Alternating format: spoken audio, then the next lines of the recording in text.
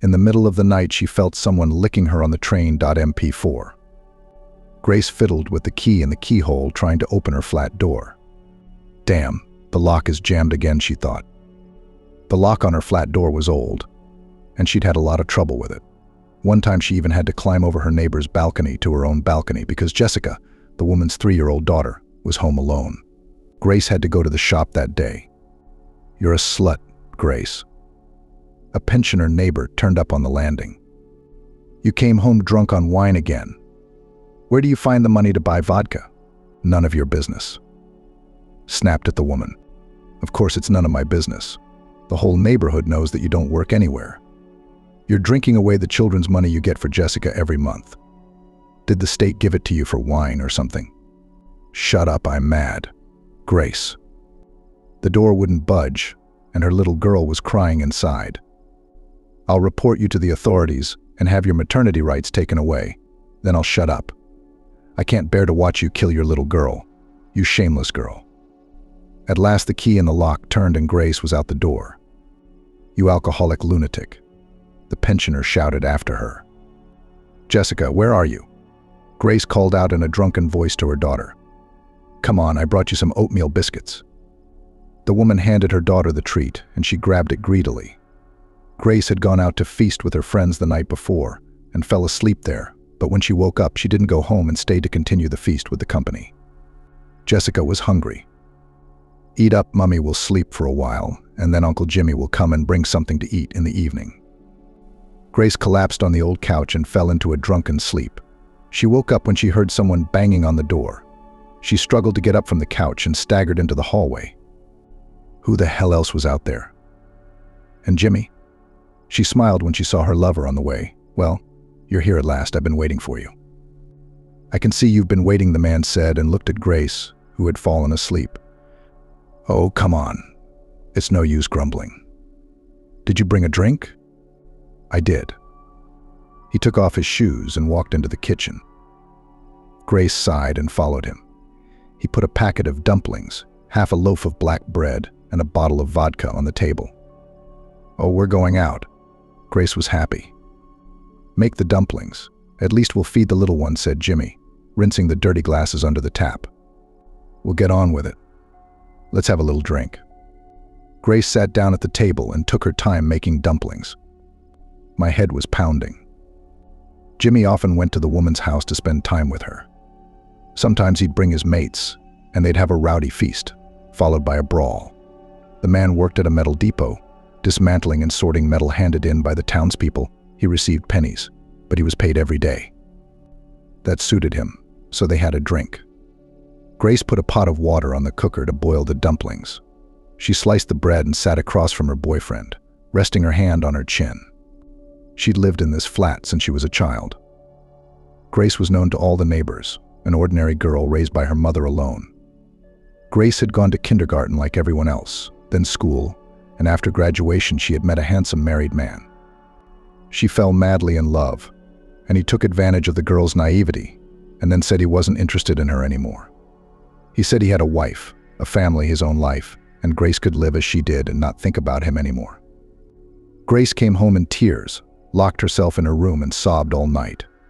Concerned mother tried to get from her what happened, but her daughter kept silent, not wanting to tell how meanly deceived her beloved. 3 months later, Grace realized she was pregnant. Then she had to tell her mom. After examining Grace, the gynecologist said, "If you're going to terminate the pregnancy, you'd better hurry. It's very far along." "No, we're keeping the baby," decisively answered the mother, hugging her daughter. "I managed alone to bring you up, and you will help with the baby." After these words, the gynecologist became suspicious. "Who is the father of the baby?" she asked Grace. But as if she was numb. To all the questions, the girl gave no answer, and only when she left the office, she mumbled, "My child has no father." Grace knew that it would be difficult to conceal from the mother and the doctor who the father was in such a small town.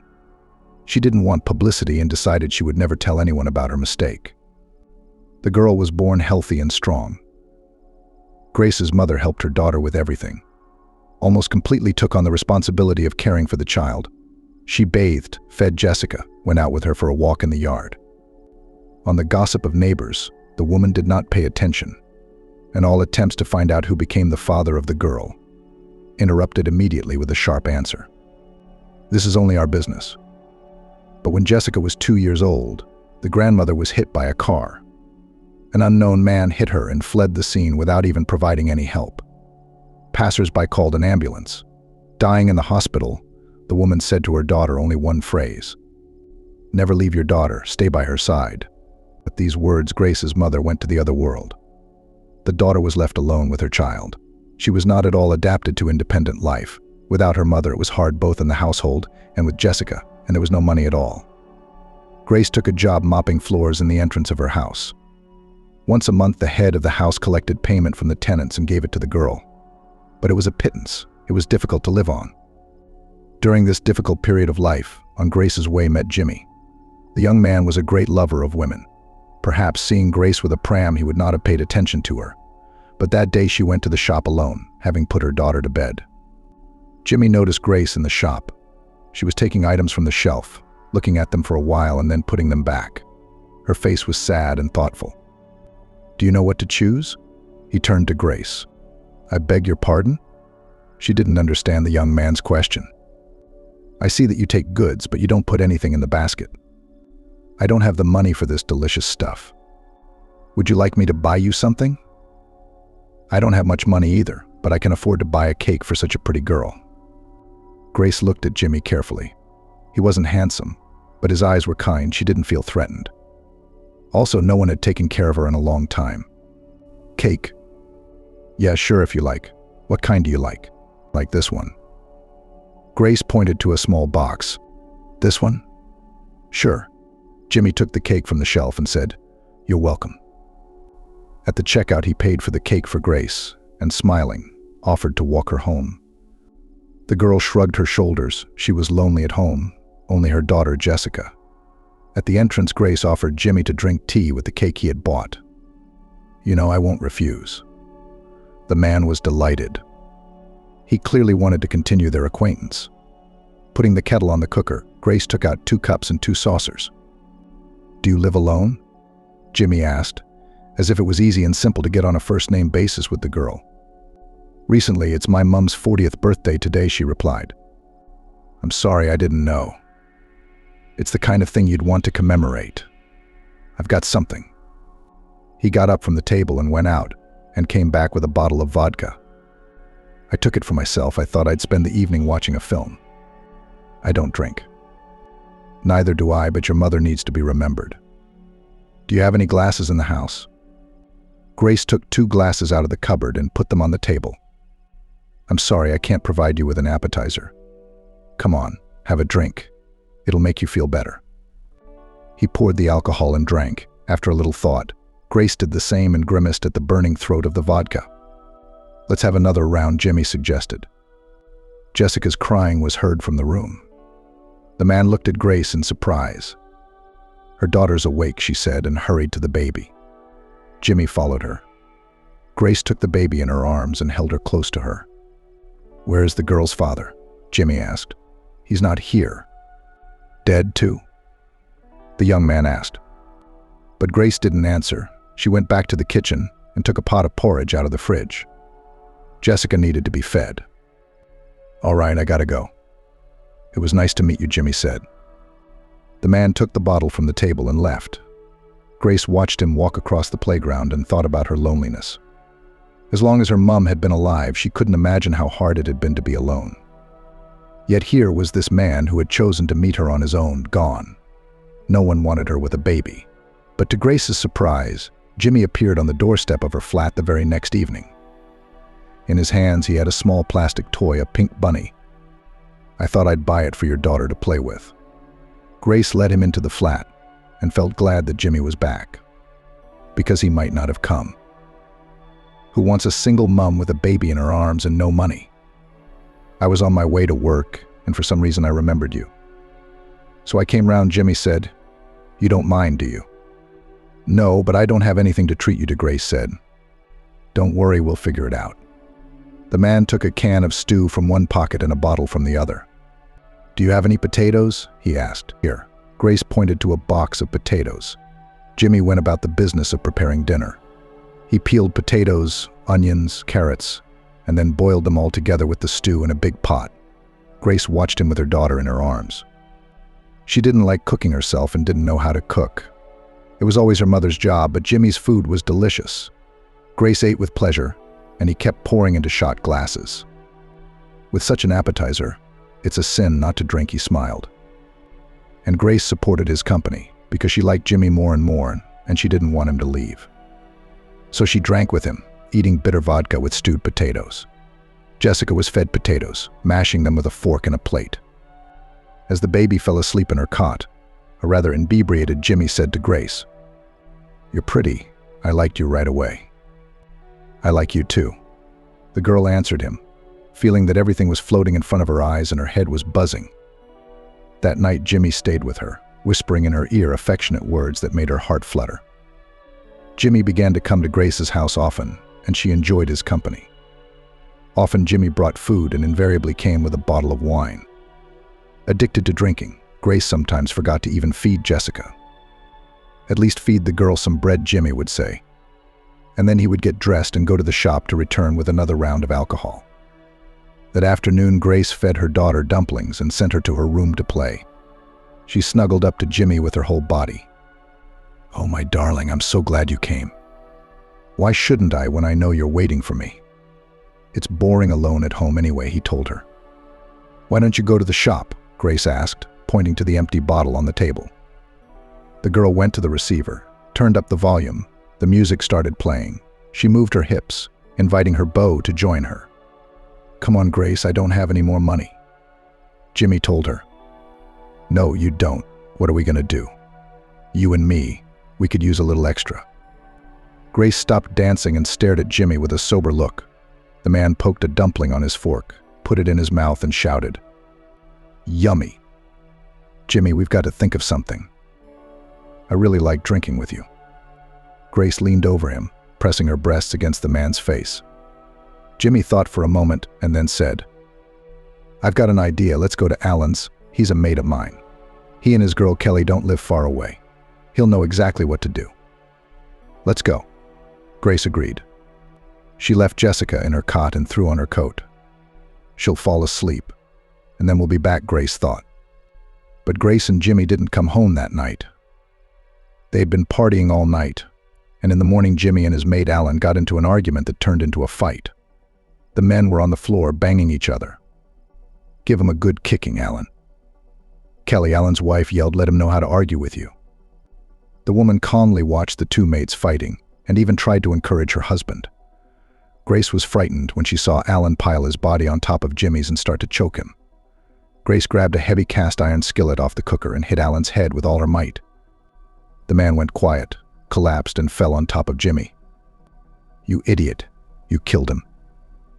Kelly screamed, "Alan, Alan, Alan, honey, wake up." She shook Alan's body and a thin red trickle ran down the back of his head. "What have you done, you bitch?" Kelly screamed and lunged at Grace. Grace backed up against the wall, holding the frying pan she'd just hit Alan with, her eyes wide with fear. Then it was all a blur, and there was all a blur, and there was a banging at the door, and the neighbors came running to the noise. Then there was the sound of a police siren in the morning silence, and then Grace was in a cell. She had killed a man by hitting him over the head with a frying pan, and this the girl did not deny. She was very frightened and shocked by her deed. The neighbors crowded around Grace's flat. They were noisy, talking loudly among themselves. "What the hell is this?" The neighbor who lived across the hall. "The baby cried all night and I couldn't sleep." "It's evening. God forbid something happened to the baby." Another neighbor suggested, shaking her head, "She's just a baby. To think of it, what kind of a mother should be to leave a child alone in the flat?" The neighbors had already called the police, saying that a 3-year-old girl had been alone in the flat for 24 hours. And now they were waiting for the police and child welfare officers to arrive. Jessica's cries came from outside the door again. "We have to open the door," said the district officer who came to the call. "Someone go get a locksmith." "Yes, while we're going back and forth, the girl could be in trouble," shouted the neighbor. "Let's open the door ourselves, and that's it." "We can't do that," said the policeman. But we'll save the child. She's all alone in there. I'll run and call a locksmith." The neighbor from the flat opposite rushed down the stairs. She was in a hurry to get the door open as quickly as possible. Mrs. Trinity loved Jessica and knew Grace's mother well, with whom she'd been friends for years. The women had helped each other in a neighborly way, going out to visit on holidays, having get-togethers. She didn't want anything to happen to the little girl. Jessica lay at the door. She was completely exhausted from crying and fear. The neighbors clutched their heads when they saw this picture, and the police, the child welfare officers, drew up the necessary documents and took the girl away, sealing the flat. "Where are you taking Jessica now?"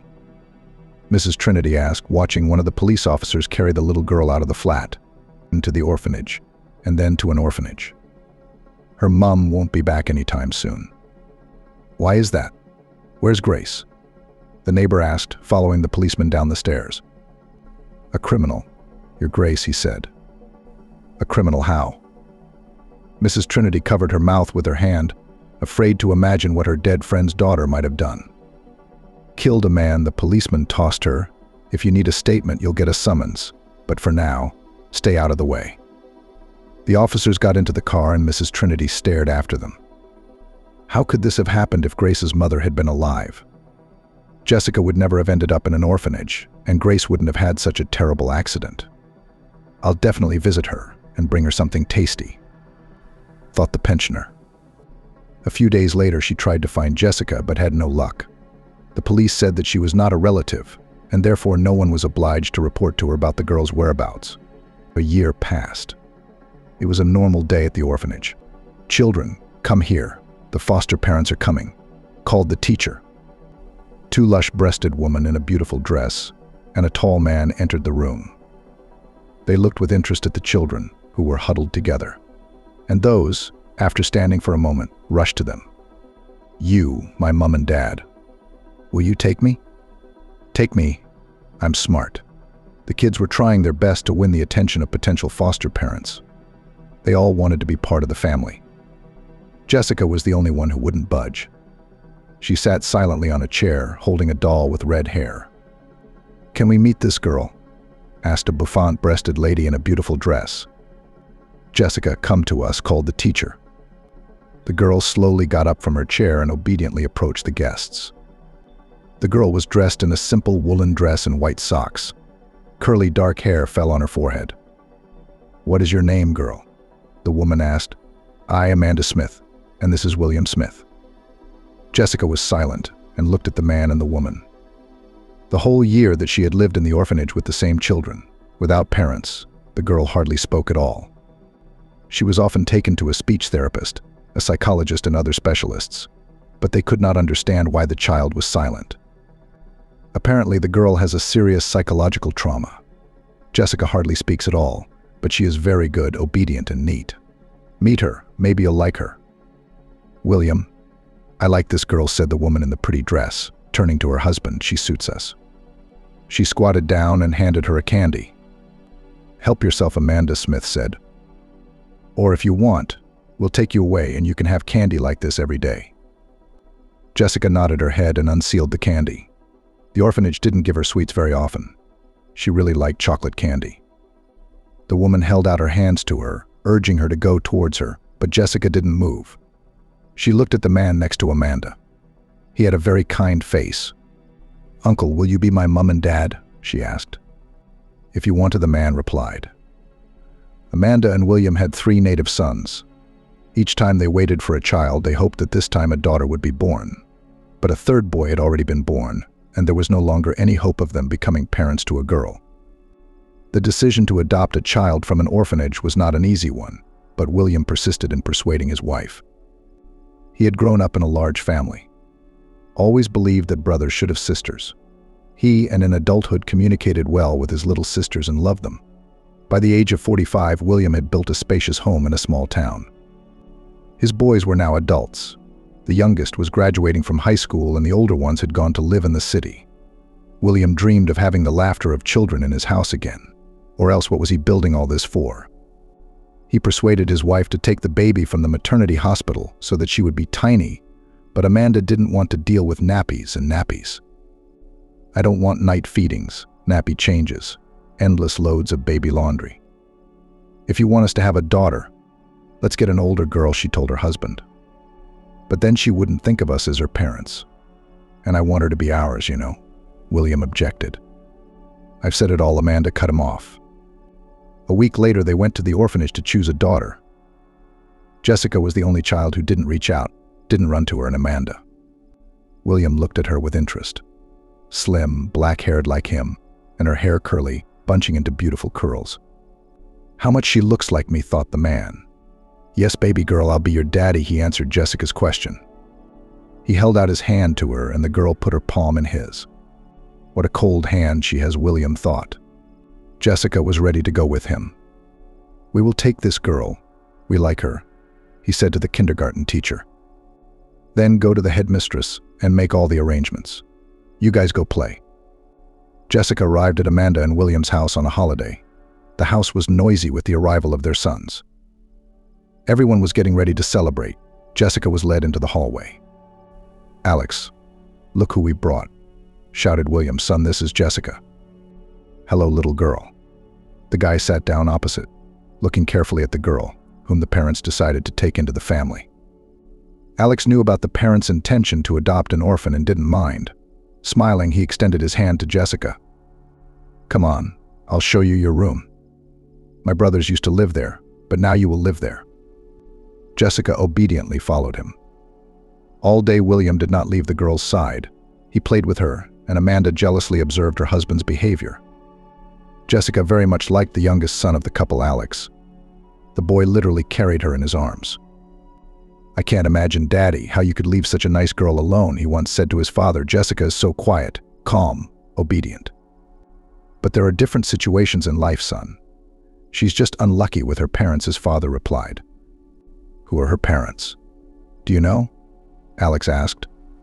"Her mother led a bad life. Now she is serving time in a colony." "That's terrible." Alex took Jessica in his arms and put her on his lap. "Will you tell her about it when she grows up?" "I don't know. Time will tell. But she'd better not know about it," his father answered. Jessica had always known that she was the adopted daughter of William and Amanda. Her mother had no special love for her, as if she just tolerated the girl who was adored by her husband and youngest son. When Jessica went to school, she did not go to parent-teacher conferences and did not take care of the girl. If Jessica wasn't doing well, Amanda would say, "You're just like your mum, just as bad, just as stupid, just as worthless." And Jessica tried to please her foster mother. At school, they called her orphanage girl, but she tolerated it and sometimes turned to Alex.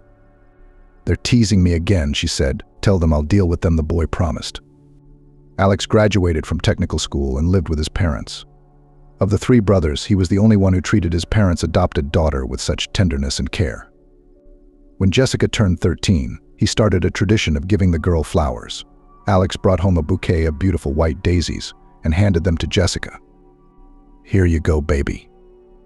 From now on, I'll give you flowers every birthday." Jessica was happy, grabbed the flowers and held them to her.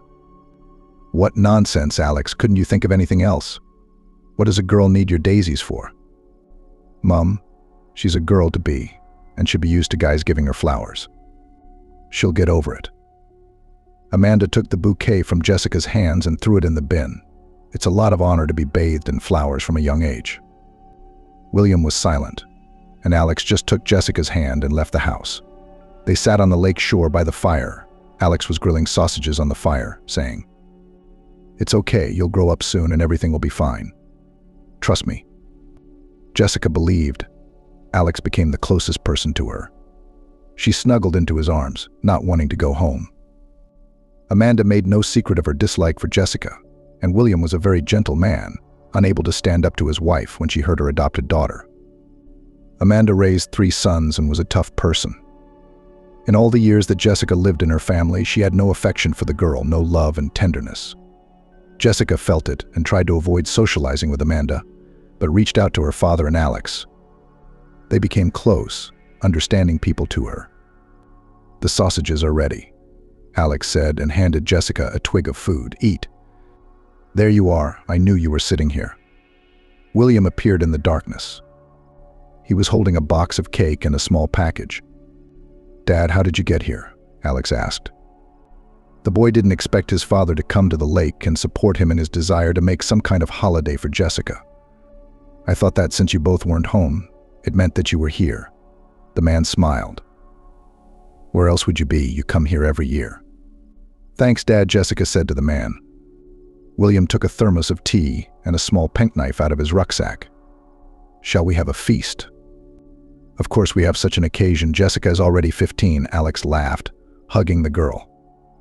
William cut a piece of cake and gave it to Jessica and poured tea from a thermos into plastic cups. He looked lovingly at Alex and Jessica. It's amazing how these very different children, not related to each other, have become so close. They might never have known each other existed at all. "Dad, tell me, why does Mom treat Jessica so badly? She could have organized a party on her birthday. Remember how we used to have one? We went to the zoo, to cafes, and there was always a cake at home." The man fell silent, thinking. He himself sometimes searched for an answer to this question, noticing that Amanda was very cold and indifferent to Jessica. "You will please forgive her. My mother failed to give birth to a daughter for me, and I really wanted to.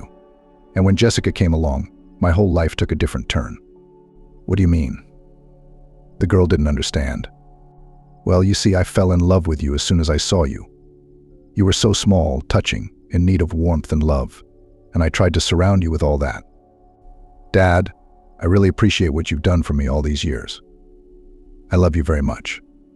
Jessica looked into her adoptive father's eyes with a sincere and attentive gaze.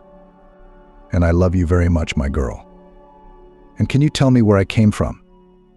I've been wondering for years how I got to you and who my real parents are." "Why do you want to know, Jessica?" William asked, sipping his tea from a plastic cup. "Dad, really, I remember how you brought Jessica here, but I don't know who her parents are." Alex supported the girl's question. Dry branches were crackling in the fire. Sparks were shooting up into the height. A round moon appeared in the night sky. William looked at Jessica and wondered if he could tell her everything at this age. The girl was only 15, a teenager. Alex and Jessica looked at him, waiting to see what the man would say. William and Amanda's relationship had soured a few years ago. She accused him of not having enough money, of not being able to holiday abroad, of not giving her expensive gifts. William tried his best. There was enough in his house, so it seemed to him. There are rabbits, chickens, and even a cow, and there seemed to be money. The family wasn't starving. The two older sons lived in town, and William and Amanda had helped them buy a place to live. What's wrong, the man couldn't understand, but his wife had completely stopped paying attention to him, much less Jessica, and the girl is only 15 years old.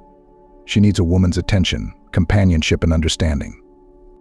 "Jessica, I know a little about your parents," William said after a moment's thought. "Dad, tell us at least what you know," Alex asked. "It's important to Jessica." "I don't know much. Your mother is serving time in prison. Who knows, she might be out by now." "Why isn't she looking for me?" Jessica asked. "I don't think she wants you." The man thought, watching the sparks rise from the fire. A picture came to his mind of that distant day he had seen a little girl in an orphanage. She was different from the other children, but it was Jessica he wanted to take into his family. "Dad, what would you say if I wanted to find my mom? Maybe she's not as bad as we think she is." "I won't stop you, but I don't want to get your hopes up. Parents who abandon their children are not worthy of being found." "Jessica, it's too early for you to think about it," Alex said. "You should study, get a profession, and then decide whether to look for your mother." Alex hugged Jessica. He always supported her in everything, and he was very worried about the adopted daughter of his parents. The guy understood that it would not be easy for her in life. That's why he tried to be always near her. But before the New Year holidays, he and his father went to work. "Don't miss me," Alex said to Jessica. She only looked sadly after her foster father and brother. Ahead of them were fun holiday days. They were going to have a party at Jessica's school. "Come to my place, and I'll give you a nice fancy hairdo," said Jessica's school friend Beatrice. "I probably won't go." "I don't have anything to wear," she said. "Come on, we'll dance, we'll have fun." Beatrice urged her on. When Jessica got home, she opened her wardrobe and there was nothing to wear but old jeans and a stretched sweatshirt. Amanda hadn't bought the girl new things in a long time. She had stopped taking care of her. Jessica looked in her foster mother's wardrobe. On the rack hung a beautiful silver dress that Amanda had bought for the New Year's Eve celebration. It's a little big for me, Jessica thought. After twirling the dress in her hands, she put it on and looked in the mirror. The dress was very beautiful, the silk threads glistening in the light of the room lamps. Jessica took a pair of scissors in her hands and trimmed the hem to make the dress short in fashion. The cut flap fell to the floor. Jessica put the dress on and looked at herself in the mirror. The hem was crooked, with torn, sloppily trimmed edges. Too bad it didn't turn out well, the girl thought as she fidgeted in front of the mirror. Engrossed in her thoughts about the outfit, she didn't even notice her foster mother coming home. Amanda walked into Jessica's room and froze when she saw her in her new ruined dress. "What have you done, you trashy bitch? Why did you ruin my dress?" screamed the dumbfounded woman. "I wanted to make an outfit for the school New Year's Eve party. I had nothing to wear at all." "You little brat, curse the day we brought you home from the orphanage," Amanda shouted. She grabbed Jessica and threw her out the door in the same shiny silk dress she had decided to wear for the New Year's Eve party at school. The girl looked around confused. Standing in the cold, snow was falling from the sky, and she hadn't even had time to put on her shoes and jacket. It was cold and scary. "Let me back in," Jessica shouted. But there was no answer. Amanda ruthlessly threw her adopted daughter out of the house. Jessica cried and wandered down the street, shivering in the cold and wiping tears from her eyes. "Where are you going at night, Jessica?" She heard a woman's voice and looked up. In front of Jessica stood the mother of her school friend, Beatrice. "Jesus, you're going to catch a cold." "What the hell is Amanda doing?" Mrs. Charlotte exclaimed. "She threw me out of the house," Jessica said, barely holding back her sobs. "Why?" The woman took off her coat and threw it over Jessica. "For cutting up her dress." "Let's go to our room quickly, or we'll both be freezing in a minute." Mrs. Charlotte put her arm round Jessica and they hurried into the house. "Beatrice, hurry up and put the kettle on," shouted her mother to her school friend as she and Jessica entered the entrance hall. The woman sat Jessica on the sofa, put woolen socks on her feet and wrapped her in a blanket. The surprised friend looked at her as if she were a ghost. Jessica was shivering, struggling to hold a mug of tea. Crying in a dress with the hem cut off, she looked not just strange, but like a beggar from the alley. "Well, you're something, my friend," Beatrice said thoughtfully, as her mother left the room. "How could you think of such a thing?" "What could I do? You were the one who persuaded me to go to the New Year's Eve party." "That's true, but cutting up Amanda's dress is a bit much. And kicking me out of the house naked isn't too much." Jessica looked at her friend with tearful eyes. "You're right. It's cruel." Beatrice hugged Jessica. "Don't worry, my mom will sort it out and Amanda will take you back." "No, I'm not going back to her," Jessica said. "Where would you go?" "Where would you go?" "I'd rather go back to the orphanage than to her." "What are you talking about? How could anyone be happy in an orphanage?" Beatrice didn't understand. Jessica was silent, tears of resentment running down her cheeks. She had just recently learnt that her birth mother was a dysfunctional woman who had gone to prison, and now her foster mother had kicked her out of the house because of a ruined dress. Everything that had come down on the 15-year-old girl recently had been hard to deal with. Jessica didn't know who to seek help from or how to proceed. From her childhood memory, she remembered how she lived in an orphanage, how she was abused by boys, how she constantly wanted to eat something tasty. It hadn't been sweet there, but she didn't want to go back to Amanda's place either. That's if Alex was home, this definitely wouldn't happen to Jessica. He always protected and pitied the girl. That night, Jessica stayed at Mrs. Charlotte's house. When the girls locked themselves in the bedroom, the woman called Jessica's foster mother. "Amanda, how could you do that to a child?" Mrs. Charlotte was immediately outraged as soon as she answered the phone. "You took responsibility for her. Throwing a girl out in the cold is inhumane. You don't get to judge me. I don't want her at all." Amanda cut her off abruptly. "You have no conscience, Amanda. The girl's been through enough. The poor thing is fatherless and motherless. What's that got to do with me?" "But you once decided to take her from the orphanage and bring her up, and now you've changed your mind?" Charlotte asked. "Maybe I have changed my mind. What do you care?" Amanda snapped at me. "I met your Jessica naked in the street, and brought her to my house. Now she's sleeping in my daughter's room. Keep her, if you're so kind." Amanda replied and hung up the phone. Charlotte looked at the phone in confusion. She did not even know what to think. Such cruelty from Amanda, the woman simply did not expect. She opened the door to the girls' bedroom ajar. They were asleep, covered by a single blanket. How pretty they are, Charlotte thought. The woman sat in the kitchen for a long time, wondering what to do with Jessica. She'd had a hard time in her time too. Her husband had died when her daughter was 5, killed in the line of duty, but it would never have occurred to her to be so cruel to her Beatrice. "Okay, it'll sort itself out tomorrow," somehow she thought as she went to bed. Mrs. Charlotte turned out the light in the room and closed her eyes. The next day she gave Jessica Beatrice's jeans and jumper and walked the girls to school. "No matter what happens, you can't skip classes, especially before the holidays. Run along. Have a good day in class," she said. From the 3rd lesson, Jessica was called to the headmaster's office. Not realizing what had happened, she stood in the reception area, waiting to be allowed to enter the office. The headmaster was a man in his 50s, sitting behind a desk with 2 women across from him. "So Jessica, you're going to have to go with these people. They're the custody officers." "But why?" the girl asked. "The thing is that your foster mother has written a cancellation on you," said one of the women. "Now you will live in a boarding school." "But I was at Mrs. Charlotte's and she didn't kick me out," Jessica tried to resist. "It doesn't matter anymore. It's your own fault. You should have listened to your foster mother, and according to her you behaved very, very badly," said another woman from the care center. "You put you in a normal family, and you do everything to go back to the orphanage." "But I didn't do anything wrong," Jessica objected. "Don't argue, Jessica. Just do as you're told. Go with them," the headmaster said. He lowered his eyes, trying not to look at the girl who looked very unhappy and hurt. He felt sorry for Jessica, but what could be done if the foster mother had written a waiver for the girl? 10 years later, Jessica received news from her past life. One day in a social network she read a message come, "Daddy is very sick and wants to see you. Alex." The girl's heart beat hard. She remembered William and Alex, who had always been kind to her and loved her like a native. Living in the orphanage, she believed every day that they would come for her, take her away, but it didn't happen. Jessica didn't know how the life of her foster father, Amanda, and their son had turned out.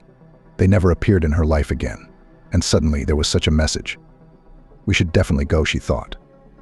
After graduating from the orphanage, Jessica entered medical school, and after graduation she got a job as a nurse in a hospital.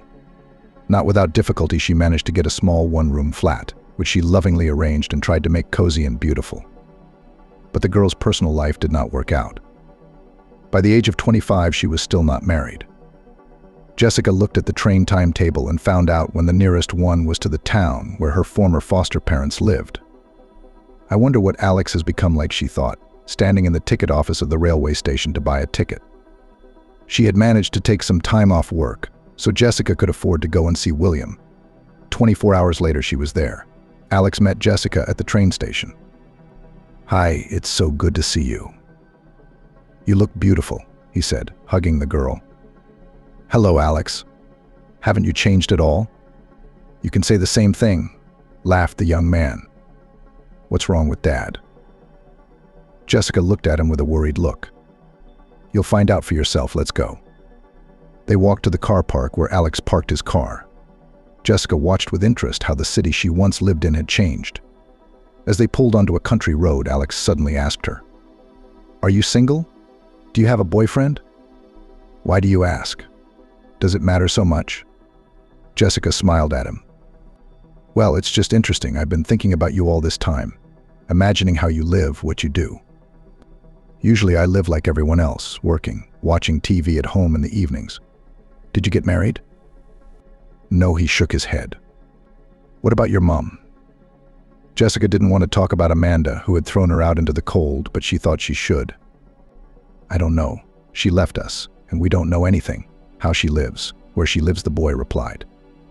"Wow." Jessica was surprised. Alex was silent for a while, as if remembering those years when Jessica lived in their house. "You know, when my father and I came back from work, when we found out what had happened, my father and my mother's relationship was very bad. I'll never forget how they fought. He was so worried." Why didn't he find me? I always loved William, too. He was like my own father, Jessica said sadly. He tried, really, and my father went to child services to find out how to get you back. But they said it was impossible. You can't give up a child and then take it back. Well, he didn't give it up. That's what he was told. He blamed your mom almost every day for ruining your life. He felt very sorry for you. He remembered all the time he used to go to our lake, remember? Of course I remember, Alex. I was really happy there. And my birthday, I remember cake, sausages roasting on the fire. William with a present. You're not mad at him? Alex asked, glancing at Jessica. Not at all, it's just that there's been resentment in my heart for a long time. I understand you. They drove up to the house. Jessica didn't dare to get out of the car. Looking at the place where she lived with her foster parents, a strange feeling started in her soul. On the one hand, she was hurt to remember Amanda's cropped dress, the cold, and how she had been picked up on the street by Mrs. Charlotte. But on the other hand, Jessica wanted to go inside and see how Alex and William lived now. Come on, Alex said as he opened the car door. I'm here alone now. My dad's been in hospital for a month. They entered the house. In the silence, they could hear the ticking of the big clock on the wall. Almost nothing had changed. Jessica remembered living here, and even the day she was brought to this house for the first time, when she was just a little girl. Alex took out a pre-prepared dinner from the fridge. Sit down, I'll feed you. He said to Jessica, you must be hungry from the road. Thanks, but I feel like I'm home again. It's like I just went away for a while and came back. That's good. You can actually stay here. Alex put the plates on the table, got forks and 2 cups. No, I have my own house now. And do you know why William wanted to see me? Jessica asked. We'll go to the hospital tomorrow, and you'll find out. They talked all night. Alex, as it turned out, was traveling on watch. 10 years ago, his father had helped him get a job with a reliable company that paid well. Except when his mom left, William found it hard to live alone. Every time he left for a shift, Alex worried about how his father would be without him. His older brothers lived in the city and rarely came to visit. They had their own families, wives, children. They remembered their father only on holidays and also blamed him for divorcing their mother.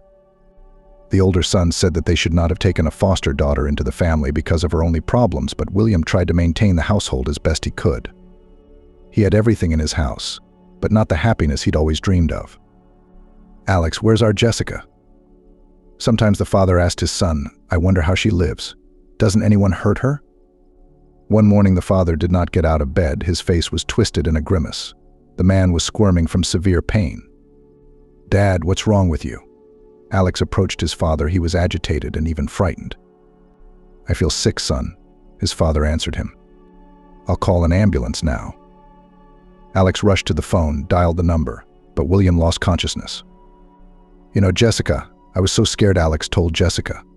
Father's lying there, barely breathing, and I don't know what to do or how to help. Never in my life could I have thought that he was sick. You see, it's not good at all. Yeah, Jessica replied sadly. All night Alex told her about her and her father's life. She shared her news. I thought about you a lot. And I've been remembering, she answered him. Well, it's time for bed. Yes, of course you can have your former room, Alex told her when it was well past midnight on the clock. In the morning, Alex and Jessica drove to the hospital to see William. It was a normal day, but Jessica had been anxious since the morning. She was waiting for the meeting with her former foster father and worried how it would go. The girl brewed coffee, poured it into cups for herself and Alex. Alex, sit down to breakfast, she suggested. Oh, you've been asleep for a long time. I've already had tea and fed the cattle, the boy smiled. I'm sorry, I'm always on duty, so I don't get enough sleep, and you have such fresh air here. I just fell asleep. That's right, well, I'm going to start the car, and you go out next. We'll go to your father. He's waiting for you. Yeah, I'll be right there, Jessica replied. She brushed her hair into a neat bun at the back of her head and looked in the mirror. Jessica was nervous about meeting her foster father. Alex said he was very ill and unlikely to come home from the hospital, but she believed everything would be all right. William had always treated her well, and now she was going to have a meeting she had thought about more than once. What if he doesn't recognize her? Suddenly, he won't be as kind as he used to be. Jessica walked out into the courtyard where Alex had already driven the car outside. The sun was blinding her eyes. She looked towards the lake, where she and Alex liked to spend time. Maybe I'll get to go there, she thought.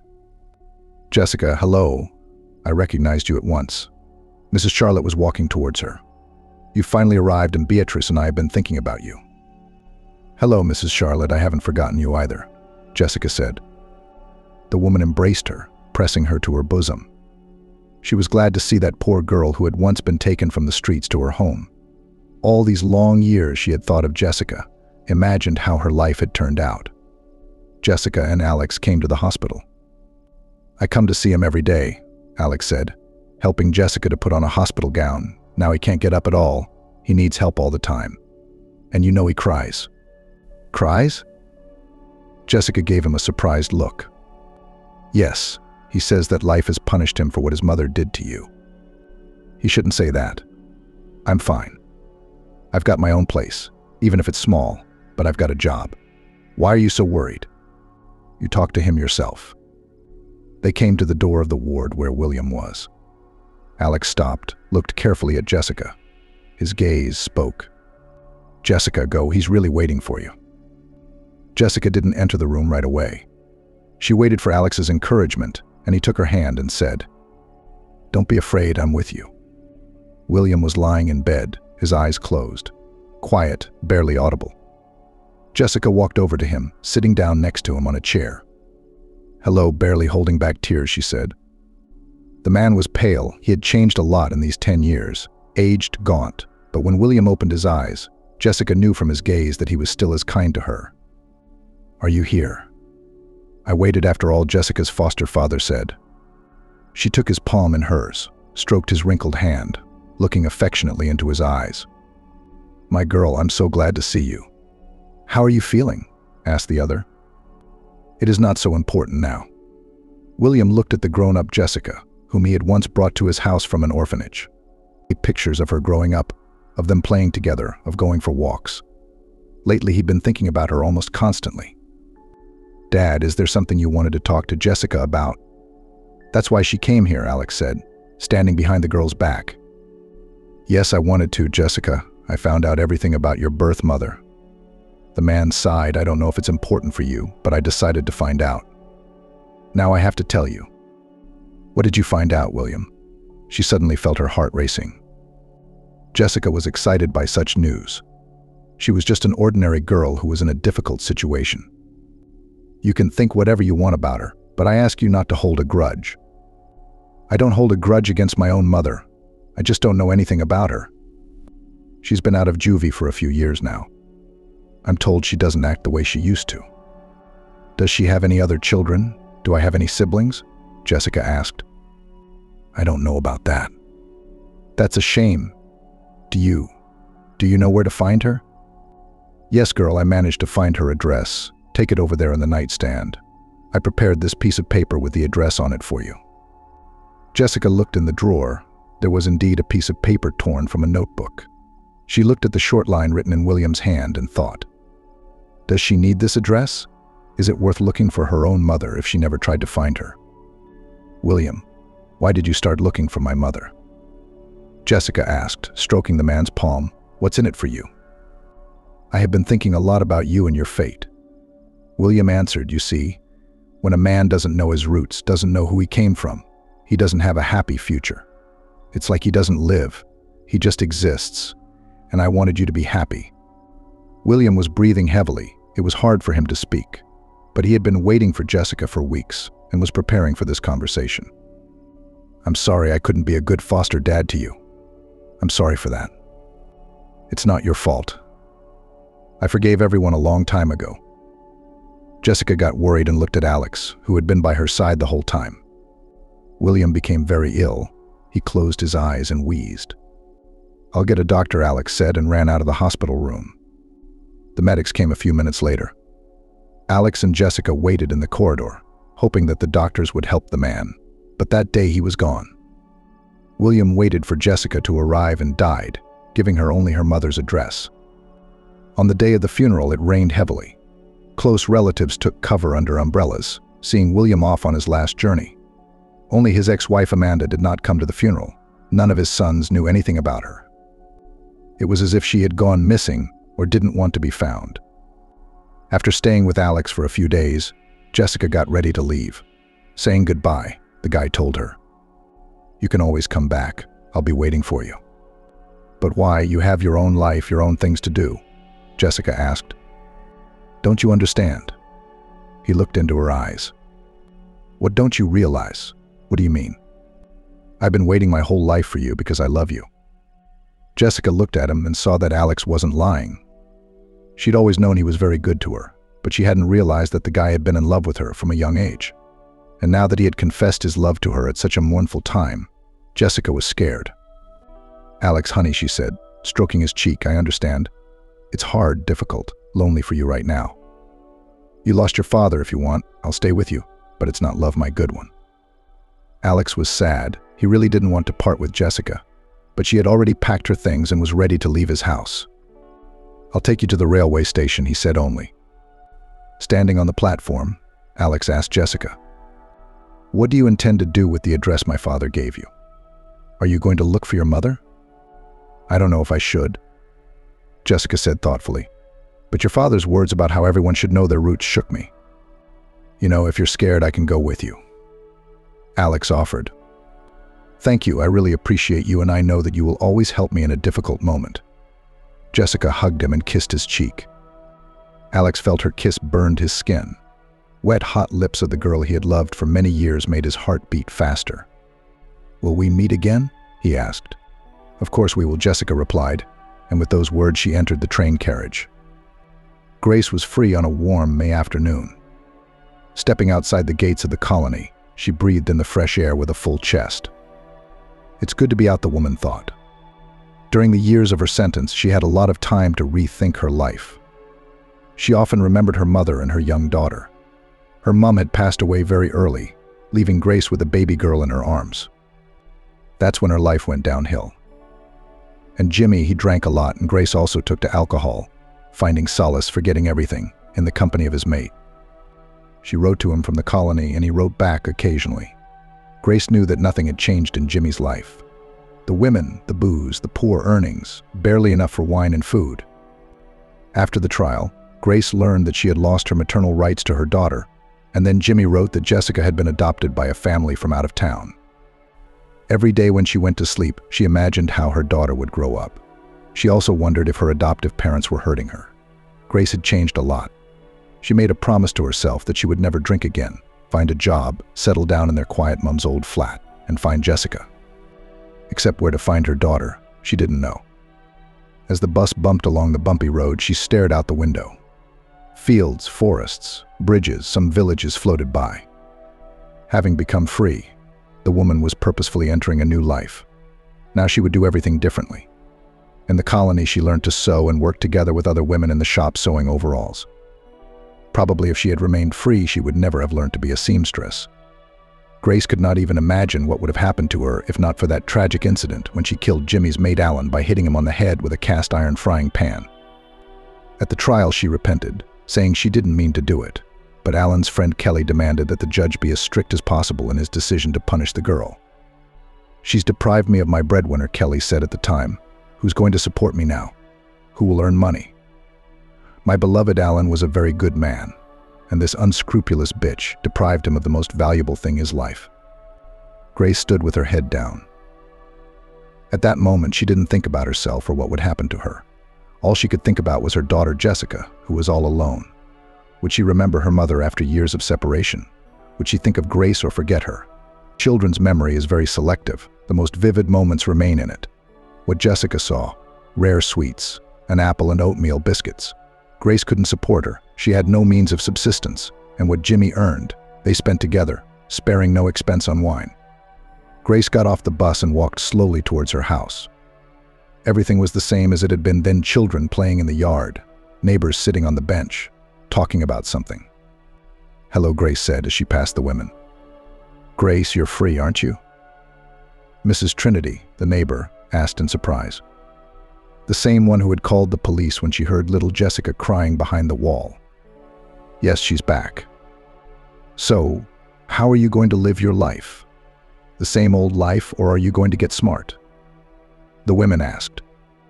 Grace didn't say anything, stepped into the driveway and disappeared behind the door. The last thing she wanted to do was talk to her neighbor. She opened the door to the flat with her own key. The room smelled musty, the floor was covered with a thick layer of dust, and the windows were so dirty they let in little sunlight.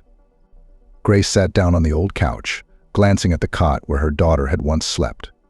It was in that cot that she and Jimmy had left Jessica, that ill-fated night. Where are you now, my girl, she thought. Grace poured water into a bucket, picked up a rag and set about tidying up the flat. Now it would always be clean. She decided that she would completely change her life, but first she had to remove the rubbish and dirt. The woman went to the cupboard. It contained some baby clothes and a few of Grace's dresses. She took them off the rack, twirled them in her hands. The days when she had worn these clothes came to mind. The doorbell rang. Strange, who could it be, Grace thought. She wasn't expecting anyone. The bell rang again, and putting aside her old dresses, Grace went to open it. Standing on the doorstep was Jimmy. "Hi, here I am," said cheerfully, as the men poured into the flat. "How did you know I was home?" she wondered. "How? You texted me that you were free. I've been coming round for 2 days to see if you'd arrived," he said to Grace. "Come in." She let her old maid in and went into the kitchen. "But I don't have anything to buy you, I'm sorry." "I've got everything," Jimmy said and took a bottle out of his jacket pocket. "Let's celebrate your release." "I won't." Grace said no. He looked at her in surprise, as if he'd heard something strange. "What do you mean, you won't? It's such a big day. We should celebrate. Here's to the meeting." He looked around for shot glasses, but found none. Not at all. Grace shook her head and sat down opposite Jimmy. He took a glass from the cupboard and splashed the bottle into it. "Like you know." As he drank, he grimaced slightly. "I mean, it's good to see you again." "It's good to see you again. I don't really have anyone left but you, not even Jessica." Jimmy poured from the bottle into the glass again and raised it. "Grace, things will get better. I wrote to you that your girl was adopted. She's probably living with a normal family by now." "You think so?" "Either that or the state took care of her. We don't abandon children in this country." "Jimmy, I want to find my girl," Grace said in a sad voice. "I don't know where you'll find her, but there are things you can do." What Grace looked up at him hopefully. "I know what orphanage she was in. Only no one will talk to you there. They call it adoption secrecy or something like that. But I'm going to try anyway. It's the master's business, you have the right." He stood up and walked over to Grace, putting his arm around her shoulders, the unpleasant smell of alcohol hitting her nose. "Did you miss a man's affection?" Jimmy asked, running his big, strong palm under her jumper. "I've been thinking about you a lot. Remember how good we were together?" "You haven't changed a bit, Jimmy," she said, pulling away from Jimmy. "Women and vodka, that's your whole life." "You've changed, I see. You don't love me anymore." He pulled Grace close to him, his palm sliding below her waist. "I've had a lot of time to think about things. What have you thought about?" Jimmy let go of Grace and took another drink. "It's about living honestly and doing the right thing." "Wow. How's that?" "Like all normal people. I'm going to look for a job tomorrow, see if I can get a job in a garment factory." "Come on." Jimmy stayed with Grace that night, and in the morning, after seeing him off, she went to the orphanage. The woman had only one desire: to find her daughter, or at least to find out where she had been taken. There were children walking on the grounds. Grace looked longingly at them through the fence. Her Jessica must have once run around with other kids on the playground as well. The woman's heart bled with pain. If it could be rewound like a film, Grace would never let her Jessica go to an orphanage. "Hello. Who are you here to see?" She heard an unfamiliar female voice. It was the teacher standing in front of Grace. Having walked on the playground with the children, she looked at the woman with interest. "I need to see the headmistress. Can you help me?" "Where can I find her?" Grace said. "You go along the path to the door over there and up to the first floor. That's her office." "Thank you." Grace walked in that direction. The orphanage was quiet, with only the sound of children's laughter and the shouts of playing children coming from the windows. She knocked softly on the office door. "Come in," came a voice from inside. Grace opened the door and saw a woman standing in front of her. She was sitting at her desk, flipping through some papers. "What is your business? If it's about adoption, we do it on Thursdays and Fridays." "No, I have a favor to ask you. Help me find my daughter. I know she was in your orphanage." "Where did you get this information?" The woman took her eyes off the documents and looked at Grace with a scrutinizing gaze. "Kind people told me." "Well, we have a lot of kind people, and they all want to pry into our business," said the superintendent sarcastically. "Understand, I really need to find her," Grace pleaded. "First of all, show me your documents," she said sternly. "Do you have your passport?" Grace was confused. She opened her bag and took out a certificate of release from the colony. The woman looked at the stamped paper in surprise. "Even so, you served time in prison?" Her eyes showed contempt for Grace. "That's just the way it is. Mums like you always do it that way. And then the children grow up in an orphanage," she said indignantly. "You know what? I'm not even going to talk to you. And in general, we do not give any information about our children." The woman got up from the table and went to the door, opening it. She looked at Grace expectantly, but she didn't want to leave. "Please, I'm begging you, tell me where she is. I mean, you must know. Leave this office immediately or I'll call security." The lady raised her voice threateningly. "I have nothing to talk to you about." The headmistress literally pushed the woman out the door. Tears welled up in the woman's eyes. She didn't expect to be treated so cruelly. In tears, Grace walked out of the building. The superintendent watched her from her office window. There's no excuse for mums like that, she thought. But the next day, Grace appeared in her office again. "Hear me out," she asked the superintendent. "Just hear me out, and then draw conclusions." "I don't think I'll hear anything interesting." The woman grinned. "You all have the same thing. You drink. You don't bring up your children. And then when they grow up, you start looking for them." "Well, please listen." Grace walked determinedly to the table where the superintendent was sitting. "I'm not going anywhere until you tell me something about Jessica." "All right, have a seat." The woman took pity on Grace. She sat down on the edge of the chair, fumbling with the strap of her bag. Grace didn't know where to begin her difficult conversation. "When I was a young girl, I had Jessica. My mom wouldn't let me terminate the pregnancy. She said we'd manage and raise her together. But unfortunately, she died and I was left alone with a little baby in my arms. You are not the only one in such a situation. Many women raise children alone. Nothing. They grow up smart, healthy, good kids. But I had a misfortune. You see, I was stupid. I didn't understand a lot of things. But now I've wised up." "Why did you do that?" "Everyone can make a mistake, a misstep. But there must be a chance to make things right." "Not in your case," the woman cut off. "Unfortunately, I have no more time to listen to your story about the vicissitudes of fate."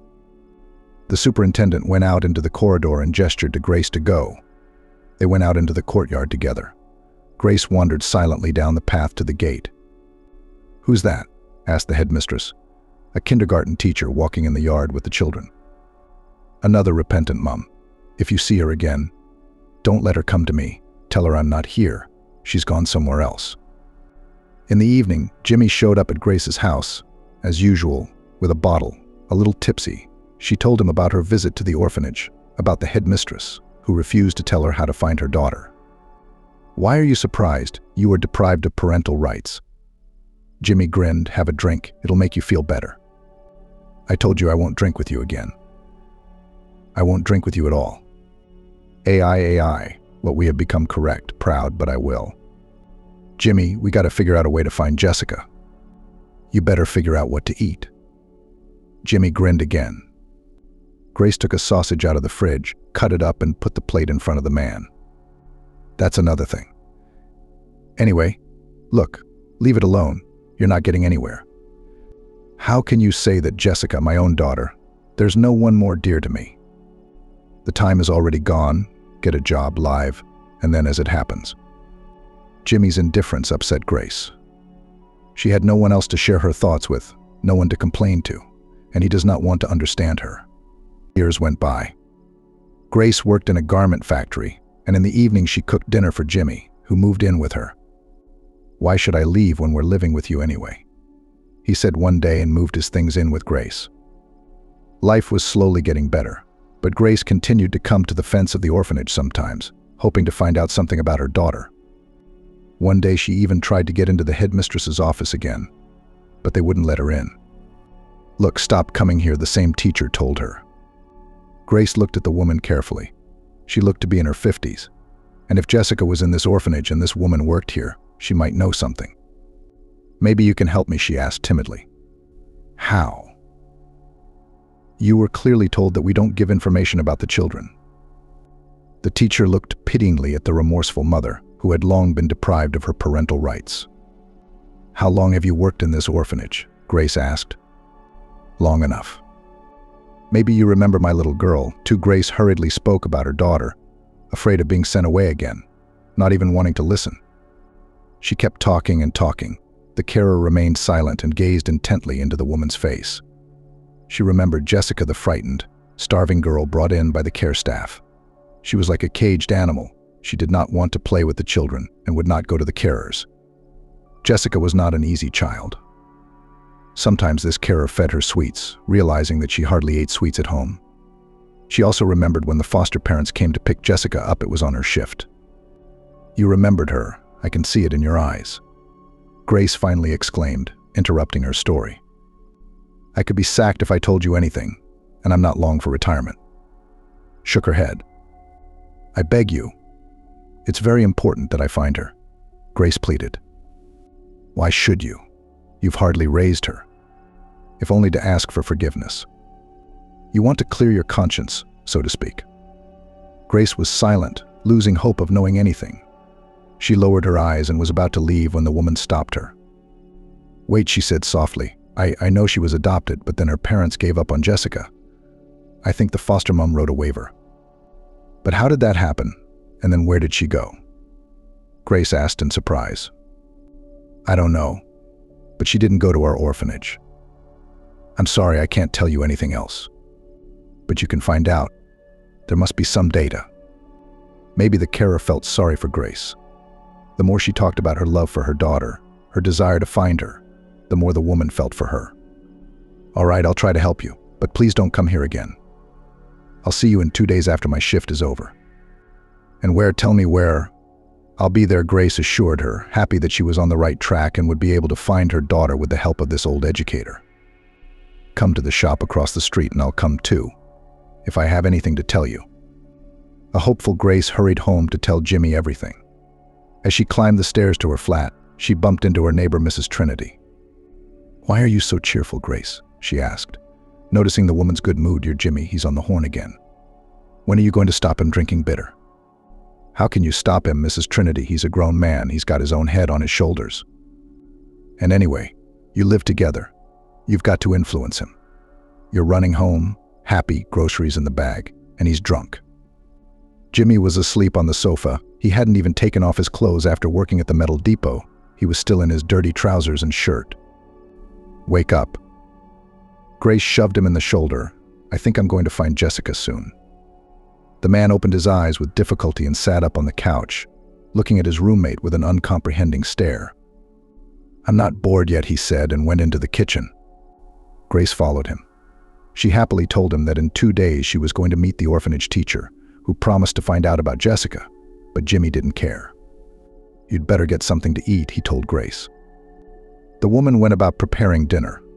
She had been thinking about not going crazy for the past 2 days, and the hours seemed to drag by very slowly. The waiting was languid. On the appointed day she arrived even earlier. She was impatiently waiting for the teacher from the orphanage, and she was still not there. Didn't manage to find out what's wrong with Jessica, Grace thought worriedly. When the woman appeared, she rushed towards her. "Did you find out anything?" Grace asked. "Not much," she replied. "Tell me something." Grace looked at the woman with a pleading look. "I found out where her foster parents took her. Their address is here." She handed Grace a piece of paper. "But like I said, they gave up on the girl afterwards, but they might know something about her fate." "Is that all?" "Yes, unfortunately," the carer nodded her head. "I'm sorry, I have to go now." She walked briskly down the street, and Grace watched her. She had expected to hear more, but all she had in her hand was a piece of paper with the address of the foster parents. If they'd given up on her daughter, how could they possibly know her fate? But Grace decided she would go all the way in her search. The next day, she packed a traveling bag. "Jimmy, you have to come with me," she said to her flatmate when he returned from work. "I'm very worried and anxious. Support me, please." "It's pointless," Jimmy objected. "Just think, where are we going to go?" "We'll go to this address and ask these people where my daughter's gone." "You really think they're going to talk to you?" "I don't believe in miracles." "Jimmy, let's go there. I'm too scared to go alone," Grace kept asking him. And yet the man agreed. It was decided that tomorrow they would buy train tickets and set off. Grace couldn't sleep all night waiting for the blossom to bloom outside her window. She could hear her flatmate snoring next to her, counting the hours until dawn. Jessica was going to drive to Alex's house. His birthday was coming up, and they wanted to celebrate it together. The girl hurried to the train. She had called Alex the day before, and he promised to meet her when she arrived. Jessica wanted to refuse, saying, "I'm not a little girl, I'll get there." "You don't need to take the bus to our village." He said to Jessica on the phone, "I'll come and pick you up by car straight from the train." They hadn't seen each other for a long time, but they often called each other. Lately, the girl thought more and more about the words Alex had said to her the last time they met. It was hard to live without relatives. Alex was the closest and dearest person to her heart. He knew her character better than anyone else. With him, she could share her problems. And although in the hospital, where Jessica worked, there were colleagues, even good mates, the girl still felt loneliness. And with Alex, she felt good, as if he were family. Jessica entered the compartment. "Hello," she said, seeing a man and a woman already sitting there. "Hello, we'll be traveling companions." As it happens, the woman smiled. "It works out that way," Jessica replied. "Oh. With such a traveling companion, it's a sin not to have a drink," the man said with a wink of his eye. "Stop it. You woe is me," the woman said and introduced herself. "I'm Grace, and this is my common-law husband, Jimmy." "My name is Jessica," the girl said, and Grace's heart sank. Wow, just like my daughter, she thought. "Well, make yourself comfortable. We'll be on our way soon," the woman said to Grace. "Grace, come on, let's go to the restaurant. My throat's burning." Jimmy begged. "I can't afford to go out to restaurants. I'm rich." "Well, I'll find some." Jimmy reached into his shirt pocket and pulled out some notes. "Let's go." "No, I'm telling you," Grace said. The man just waved his hand and said that he'd sit in the restaurant car without her, and he'd find someone to talk to. When Jimmy closed the compartment door behind him, Grace watched the girl with interest. The attendant had brought the linen, and Jessica was making the bed. It's evening, it's all night, and in the morning she'll be cuddling Alex. "I'm going to get some tea. Can I get you some?" she said to Grace. "Yes, thank you." Her traveling companion agreed. "I've got a little something for tea, too." She took out a large bag of cakes, biscuits, and some sweets. What a nice girl, and she's my daughter's age, Grace thought. Her spirits were high. As she got on the train, she believed she would find the people who had been her Jessica's foster parents for a while. She would find a way to get them talking. There was no way they would know nothing about a girl who had been given the hope of a family and then abandoned. Eat, don't be shy." Grace moved the cakes closer to Jessica. "The cakes are homemade, and the biscuits are store-bought. Not bad either." The girl sipped her tea and took a cake. "Smells good. I baked fresh ones this morning." "I can't bake pies at all." Jessica took a bite. "Life teaches you everything. When I was your age, I didn't know how to do a lot of things either." "I was stupid," Grace said. "What do you do, Jessica?" "I'm a nurse in a hospital." "It's a good profession. You help people. Good for you." "Let me guess what you do. I think you work as a shop assistant, right?" "No," laughed the woman. "I am a seamstress. I work in a factory. I sew different clothes. I made this dress myself. It's beautiful." "Are your parents medics too?" Grace liked talking to this pretty girl. She reminded her of herself when she was younger. Just as naive, simple-minded, and trusting. Jessica set the pie aside. She didn't feel like talking about the subject. Every time she thought of Amanda, she felt sick to her stomach. The day her foster mother had kicked Jessica out of the house on a cold winter's day, she hadn't forgotten for a minute. The girl tried to forgive her, knowing that anger, resentment cripples life and does no good, but she couldn't forget. Jessica did not remember her own mother. All her life she thought that if she ended up in an orphanage, and then in a foster home, and then again in an orphanage, then she didn't need her. "You're sad." Grace noticed that Jessica had become sad. "Did I ask you something wrong, Jessica?" "It's nothing. I just don't want to think about my parents. My mother was very cruel to me when I was a teenager. She kicked me out of the house in the cold because I cut her dress. And I just wanted a new outfit." "You poor thing. So where were you?" "Well, first I was in the neighborhood.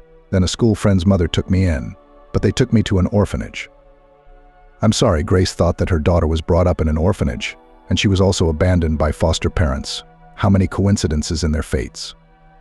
"I think it's time to go to bed," Jessica said. "Yeah, sure, let's get some rest." Grace agreed. "Where's your Jimmy?"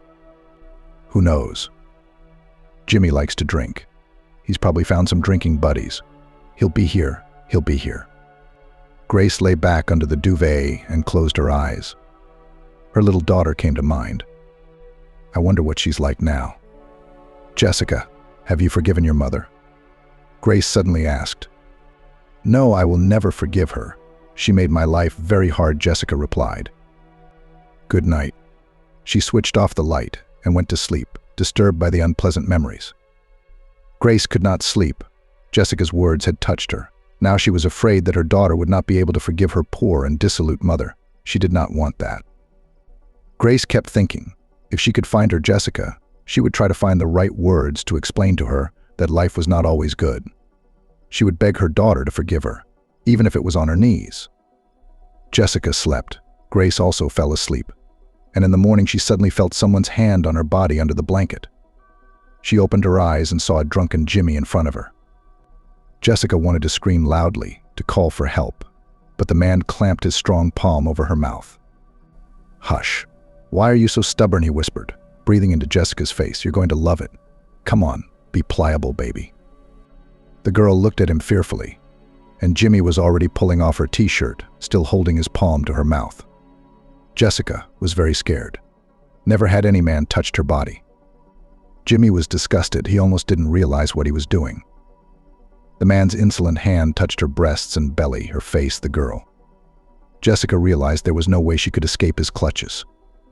She clutched her eyes shut in horror and mumbled something, trying to call for help.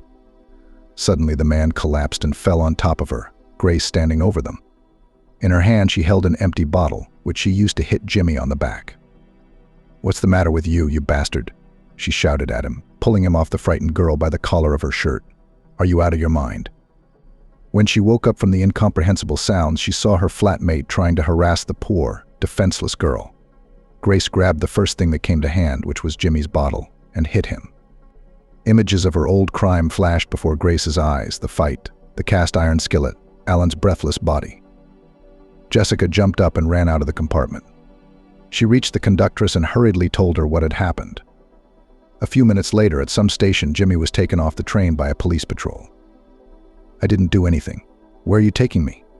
Jimmy shouted. "We'll figure it out." The policeman led him past the opening compartment doors, where awake people began to look out at the noise in the carriage. Grace and Jessica traveled in silence to the town where Alex was to meet Jessica. Alex stood on the platform, looking out for Jessica. When she appeared at the end of the train, he rushed to meet her. "Hello, how was your journey?" he asked, taking her bag from her hands. "Not very well. Some drunk guy started harassing me in the compartment. He was traveling with a woman. From the looks of it, she seemed to be kind and decent. But he... what a bastard." Alex got angry. "I was scared." "It's nothing. Everything is behind us. Nobody is threatening you with me. Don't be afraid." They got into the car and drove towards the exit from the city. Jessica still couldn't get over what had happened. The drunken Jimmy in front of her, and Grace, who had saved her from her rapist. And how could such a kind woman be around such a bad man, Jessica thought.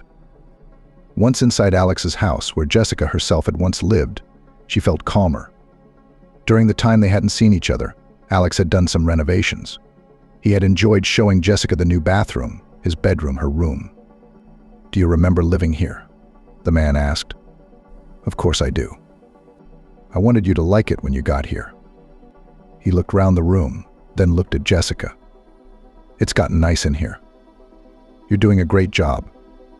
It's all for you. When I was renovating, when I bought new furniture, I thought of you all the time. Alex took her hand and led her to the window. Look at the view. Outside the window, Jessica saw a beautiful gazebo. It was wooden, but tastefully done. When do you have time for everything? She wondered. When you love, you can move mountains. I know that now. Jessica was embarrassed. She was not ready to discuss Alex's feelings for her, but she was pleased to see that he cared for her so much. All day long, they had been preparing for the holiday. Alex unloaded bags of groceries from the boot of the car, and Jessica stacked them on the shelves in the fridge. Where did you buy so much groceries? You said you didn't expect any guests but me, she wondered. You are my most important and welcome guest. On the evening, they laid the table in the pergola, which Alex had recently built with his own hands. The sun was setting over the horizon.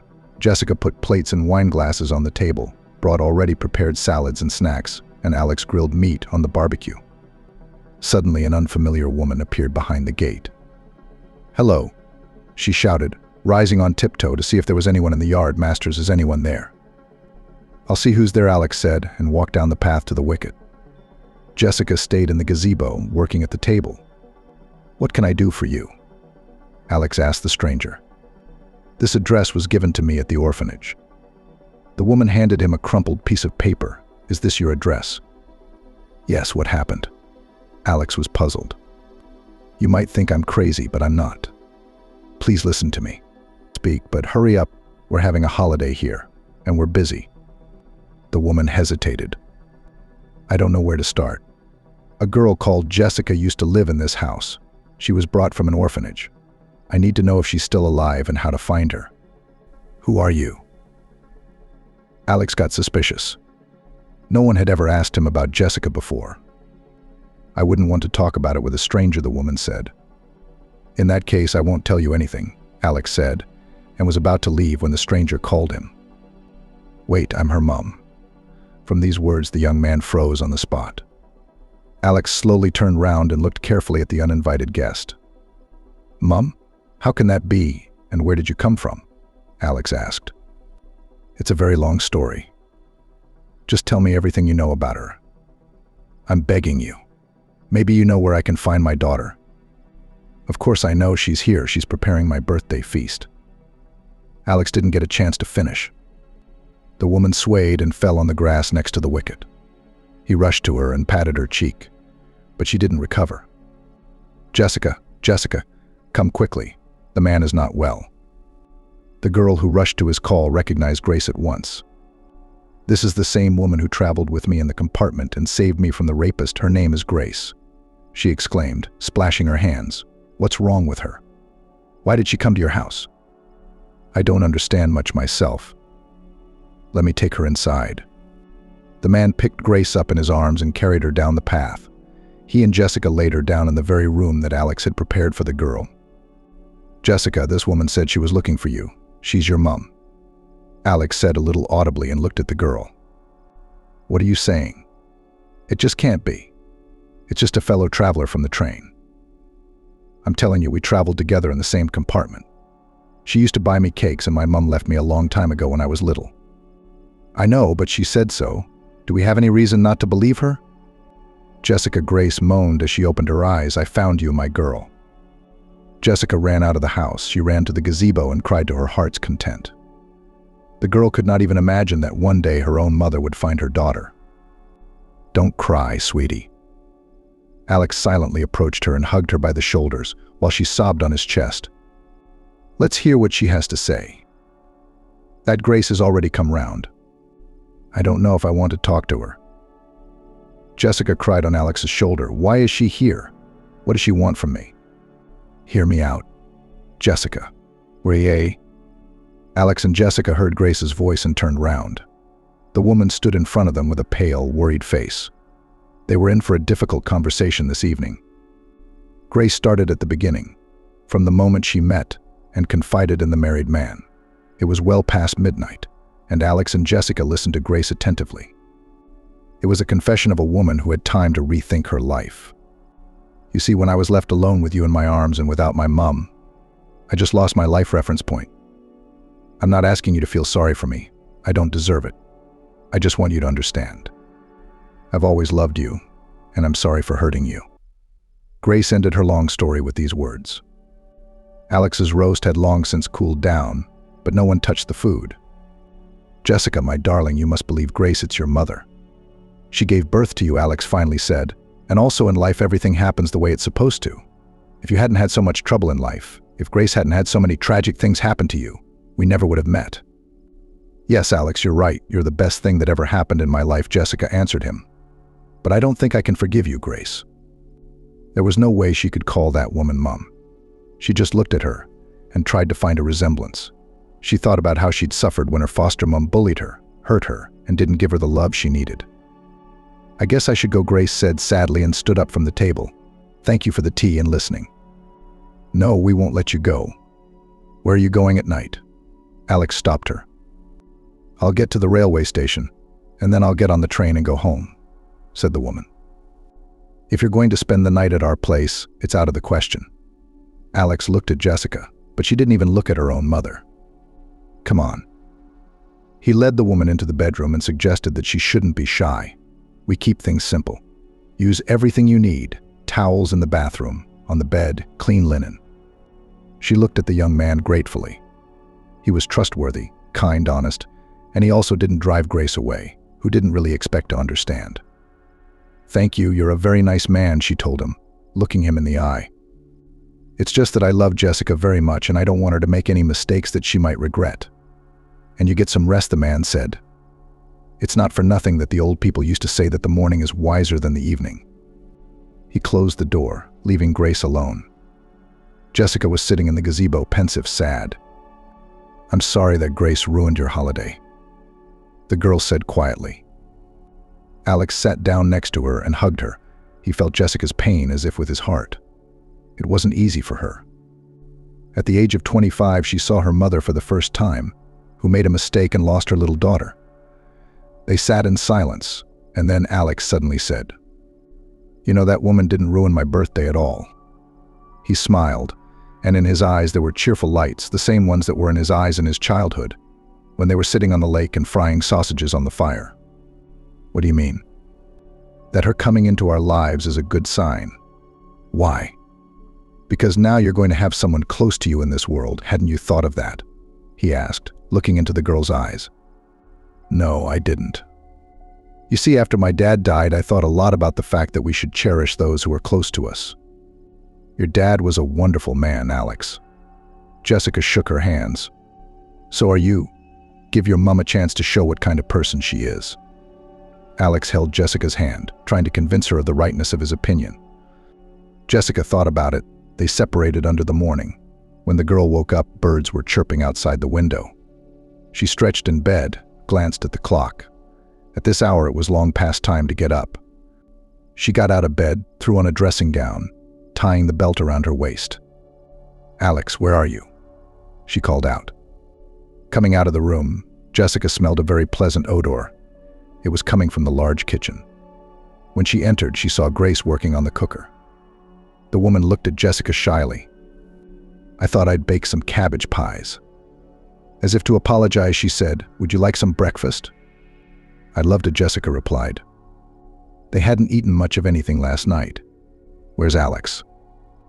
I don't know. I haven't seen him yet.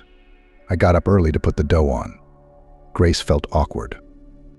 Jessica smiled and sat down at the table, and Grace put a plate of puffy, ruddy pastries in front of her. The pies looked delicious. Eat up, my girl. You have no idea how much I've dreamed of this moment. Grace sat down opposite, looking lovingly at Jessica. She was happy that she could be near her daughter at least for a while. Thank you, it's delicious, Jessica said, and suddenly added, Thank you, Mum. Grace fell on her knees in front of her daughter and cried. She had so much love in her heart and so much grief that she had to go through in her life, and so much pity for her daughter who had suffered a lot. Stand up. Stand up, please, Mum, Jessica said as she squatted down next to Grace. Jessica and Grace hugged each other, and they stood sobbing for a long time. Each had something to say to the other, but they couldn't say a word. Tears squeezed their throats, obscuring their eyes. What's going on here? They suddenly heard Alex's voice. Grace and Jessica looked at him, but he went into the kitchen as if nothing had happened and put a large cake on the table. It's for your tea. I see that you have found a common language. And I'm very glad, said the young man. And this is for you, sweetheart. Alex handed Jessica a huge bouquet of flowers. They were luxurious white roses in a beautiful package. And here he opened the box, which contained a beautiful golden ring. I want to declare my love to you again. Become my wife. Jessica looked at the jewelry in the velvet box in surprise. No one had ever given her such expensive things, and Alex waited for her answer. Agree, daughter. Grace stroked her shoulder. I can see he is a very good man and he loves you. We both, Alex and I, love you and wish you happiness. This day was the happiest in Jessica's difficult life. Now she had her mum by her side, and the most faithful and caring person was her Alex. Having colored the last cloud, 5-year-old Maria once again looked at her drawing and smiled dreamily, and then went to the kitchen, where her mother was preparing dinner. "Mommy, I drew you a picture," she said to her mother, holding out a piece of paper. The woman smiled and, having washed her hands, sat down on the stool. "Let's see," she said to her daughter, taking another masterpiece from her hands. "Well, tell me who you have depicted here."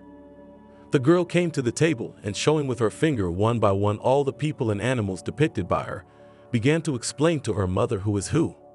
"This is you, Mommy, this is Daddy, this is my big brother, this is me, and this is my little sister, and this is our cat and dog." A happy smile played on the child's lips. Stacy stroked her daughter's head and smiled a little sadly.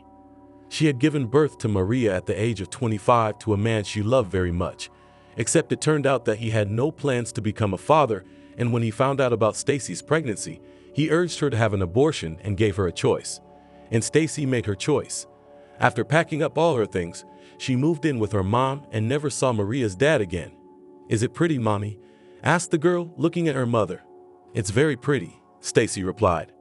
Maria had long dreamed of having a big family. She was sad to see fathers playing with their children on the playground. They put them on their shoulders, caught them from the slide, swung them on the swings, and together in the sandbox they molded dolls. The girl believed that one day she too would have a father, and also an older brother who would protect her and help her do her homework, and a little sister she would take care of, and when she grew up, she would be her best friend.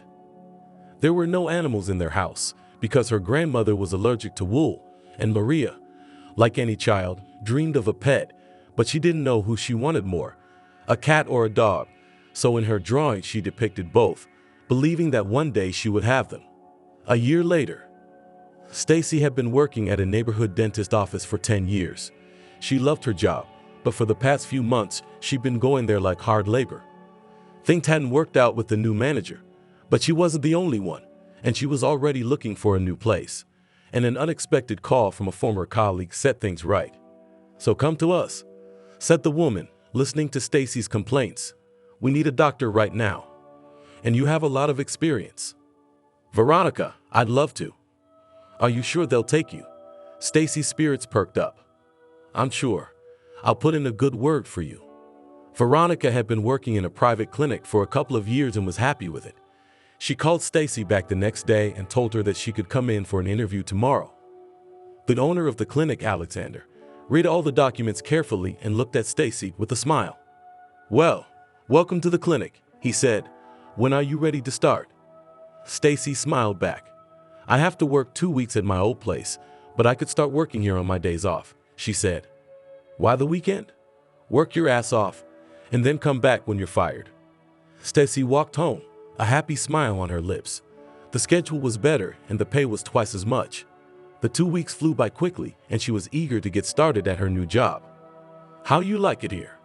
Veronica asked after a week. "I like it very much." "Veronica, thank you so much." Stacy looked at her friend with gratitude. "That's great." Veronica smiled enigmatically. "Our Alexander obviously likes you," she said. "How do you know that?" Stacy asked. She hadn't noticed anything like that, though she liked her new boss. All she knew about him was that he was 37 years old and loved his job. He was an interesting man, and Stacy had no doubt that he was married, even though he didn't have a wedding ring on his finger. I've seen the way he looks at you. I'm telling you, we'll marry you off, Veronica said. Isn't he married? Stacy asked. I don't know the details of his love life, but he's been divorced for about 3 years. The only thing is that he has a son, Slaka. You'll see him sometime. Alexander brings him to the clinic sometimes. He seems like a normal kid, 10 years old. Maybe that's why he never remarried. Not everyone wants a husband with kids. Stacy understood that. She had a few affairs over the years, but no one was in a hurry to marry her, not wanting to take care of her daughter. Veronica was right, and Stacy and Alexander began an affair. Maria, tomorrow we're not going out with you, but in very nice company, Stacy told her daughter one night. Who with? She asked, looking at her mother curiously. Remember when you always wanted to have a daddy and a big brother? Stacy smiled, because today Alexander had proposed to her, which she had gladly accepted, feeling happy for the first time in years. Are we going to go out with them? The girl asked excitedly. With them, Stacy replied. Mommy, will we have a little sister and a cat and a dog too? Well, they have a cat, Stacy said, because Alexander had just recently gotten a kitten. I can't say about the rest yet. Maria was looking forward to Saturday. She found her old drawing and began to look at it.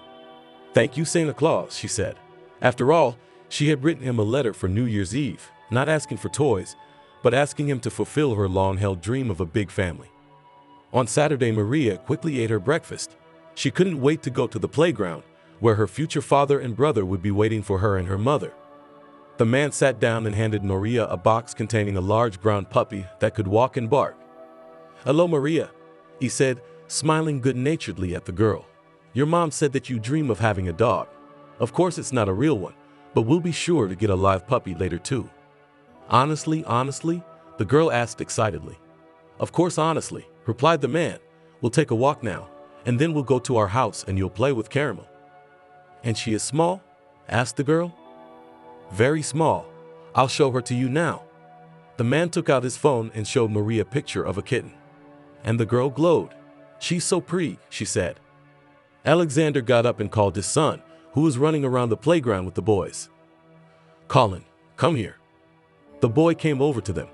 He didn't look happy. Colin, this is Maria. I told you about her. Hi, he said nonchalantly, turning to look at the running boys. It was obvious that he wanted to run with them, and he wasn't interested in his newly baked sister. Hi, Maria answered, a little upset. Dad, can I go? He asked, looking at his father. Go, he said and looked at Stacy. Slaka is not a gift, but I hope you'll get along with him. Maria swung on the swing, looking with genuine adoration at Alexander, who was swinging her. After the walk they went to a cafe, where her future father bought her a very tasty ice cream. And then all together went to visit Alexander and Colin, where Maria could not tear away from Caramel. She was not even upset by the fact that Colin did not want to communicate with her, closed in his room. Stacy and Alexander got married and Maria moved into a spacious new apartment where Caramel was waiting for her. She was completely happy with her new life, unlike Colin, who continued to ignore her, as did Stacy, who was trying hard to make the child feel at ease. Colin, come and have tea. I've baked your favorite muffins. Stacy walked into her husband's son's room. I don't want any, he said, keeping his eyes on the computer game. It had been months since the wedding, but the boy's attitude remained the same. He doesn't accept us, Stacy said to her husband one day, sighing heavily. He will. Just give him time, he replied, hugging his wife. The man himself was worried, repeatedly tried to talk to his son, but he only replied that they were complete strangers to him and he did not want to communicate with them at all. Colin had no conflicts with either Stacy or Maria, but just tried to pretend that they did not exist. But as time went on, he softened a little towards his new family. Why are you crying? One day he came into Maria's room when he heard her crying. I have a test tomorrow and I don't understand anything. I for homework put a D, sobbing said the girl. Well, show me what you don't understand, he said, sitting down next to her. Here. Maria put the math book in front of him and showed him the examples she couldn't solve. How easy it is, he said, and began to explain how easy it is to solve. Algebra was very difficult for the girl, while her new brother grasped everything on the fly and was an excellent student, unlike her. Maria listened attentively, trying to understand. They solved a few examples together, and she began to understand more or less what she couldn't understand at all. "Thank you," the girl said gratefully. "It's okay, you're welcome," he replied. "Colin, why don't you like my ma? She's nice, isn't she?" Suddenly Maria asked. "I like her," the boy answered, smiling a little. He left the room, and Maria looked at him and smiled. She realized that Colin had finally accepted her and her mother. Now all that was missing for her complete happiness was a little sister and a dog. 2 years later. "She's so tiny," Maria said, standing by the crib and admiring her newborn baby sister, Casey. "You were like that too," said Stacy, hugging her daughter with one arm. "Nice." Colin smiled at Stacy. "I agreed," she replied, ruffling his hair. "And while she's sleeping, come on, I'll feed you." They quietly left the room, closing the door as Buddy, their 1.5-year-old beagle dog, rushed to his feet, wagging his tail and twirling happily. "You little bully," said Maria, petting the dog. "We should take him for a walk." Stacy looked at the children. "Come on, let's wash up, eat lunch and go for a walk." After a quick lunch, the children picked up Buddy and headed outside. And Maria thought about how dreams are bound to come true if they come from the heart. Years later. "I can't wait to get over this," Maria sighed, looking at her friend Selena, with whom they were preparing for the final exams together. "And don't tell me," she replied, puzzling over a physics problem. "You and I will never solve this abracadabra. When is your brother coming?" She looked at her friend. "He should be here any minute. Only you ask him, or he will start to attack me again, that he studied for me all these years," Maria said.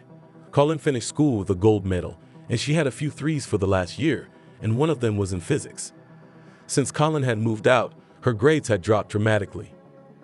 Maria went out into the hallway when she heard someone coming, and Colin was standing there with Casey, hanging around his neck.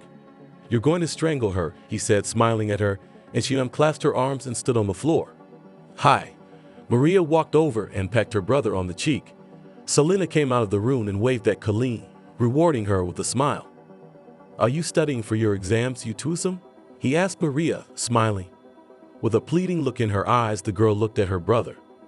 No, and again no." "Come on, girls, turn on your brains and yourself," he replied. "Please, please, please, please," literally begged Maria, and Selena put her palms together and brought them to her face. She looked as if the world was about to end. Colin sighed and shook his head disapprovingly. "What are we going to do with you? I'll just eat first. Why don't you heat up something nice for me?" "I'm on my way," joyfully replied Maria. "Selena, let's go to the kitchen." Smiling at Colleen, her friend followed Maria. "Well, I'm going for a walk with Buddy," said Cassie, and went to her room to change. Colin left, and satisfied girlfriends, having tea, settled down on the sofa in Maria's room. "Maria, I like your brother," Selena confessed to her friend. "Is he seeing anyone?" "His personal life is shrouded in fog," Maria said with a laugh. "At least he hasn't brought anyone here." "I think he likes me too." Selena smiled dreamily. "Help me to have an affair with him." "How can I help you?" Maria asked. "Well, we should go out together, maybe to a club." "I think that could be arranged," she said. "Thank you," Selena chuckled. "What about you and Max?" she asked. Maria met Max 4 months ago. He was in his 3rd year at the institute and was 3 years older than Maria. They met, and she liked the young man very much, except that he constantly hinted at intimacy, and the girl was not ready for it. "I don't know. Everything seems fine, but he's always hinting at a cupcake. I understand him, but I'm not ready yet," I confessed to my friend Marie. "Well, what's a relationship without that? If you're going to keep him, you'll find someone more agreeable." Maria understood that. "You're right. We need to make up our minds," she answered, sighing. "Do you love him at all?" Selena asked. "I think I do." "Do you or do you?" "Here you go, sign your name," Selena said. "Colin, please don't say anything to your parents." "You're sober," Maria's wasted. "How so?" he asked, supporting his sister by the waist, so that she did not fall. "Oh, Slavka, hi, what are you doing here?" asked Maria, smiling stupidly. "I'm going home, and you bring her to her senses, please." Selena got back in the cab. "Come on, alcoholic." Colin smiled and headed with Maria towards the entrance. "You're all such assholes." "Colin, Tony, are you a dog too?"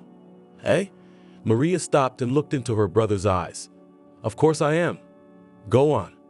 He led his sister to the entrance again and took out the key with his free hand. Here, you don't know how to love at all. You just want what you want, that's all. Yeah, Cullen agreed with her and opened the door. Maria staggered into the entryway and immediately sat down by the radiator, covering her head with her hands. Get up, you're sitting up, he said and stood opposite his sister. I cannot, Maria answered quietly.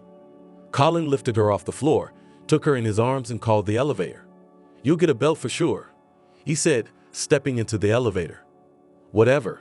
Maria yawned widely. I'm dizzy. Really? Tomorrow you'll tell me why you got so drunk, you disgrace. At the apartment, Colin put his sister on her feet to open the door, then helped her take off her shoes and led her into the bathtub, where he turned on the cold water and then began to wash her face. It's cold. My makeup will smudge. Maria was indignant. Isn't it too early for you to put on so much plaster and get so drunk? Angrily, he asked and turned on the warm water to better wash the makeup off Maria's face. It's the circumstances, Maria replied with a slurred tongue. What are they? Colin asked. Nax, the bastard. I saw him with some girl. He was making out with her and matching her ass. And I was stupid. I was going to give it to him tomorrow. Maria sighed heavily and cried. Who's Max? Are you going to have sex with him? Colin turned off the water, took Maria by the shoulders and gave her a good shake. Look at me. Angrily he said, and Maria immediately quieted down and timidly looked into her brother's eyes. Are you a fool? Isn't it too early for you to grow up? I thought he loved me. Maria answered with a sniffle. We'll talk later. Colin took a towel and began to wipe her face. Now you almost look human again. Maria got to her feet. Her head was spinning, her eyes were double. Suddenly she felt an attack of nausea and covered her mouth with the palm of her hand. Without a word, Colin took her to the bathroom. Next time before you get drunk, remember this, maybe it'll stop you, he said, holding her hair back. Maria felt a little better.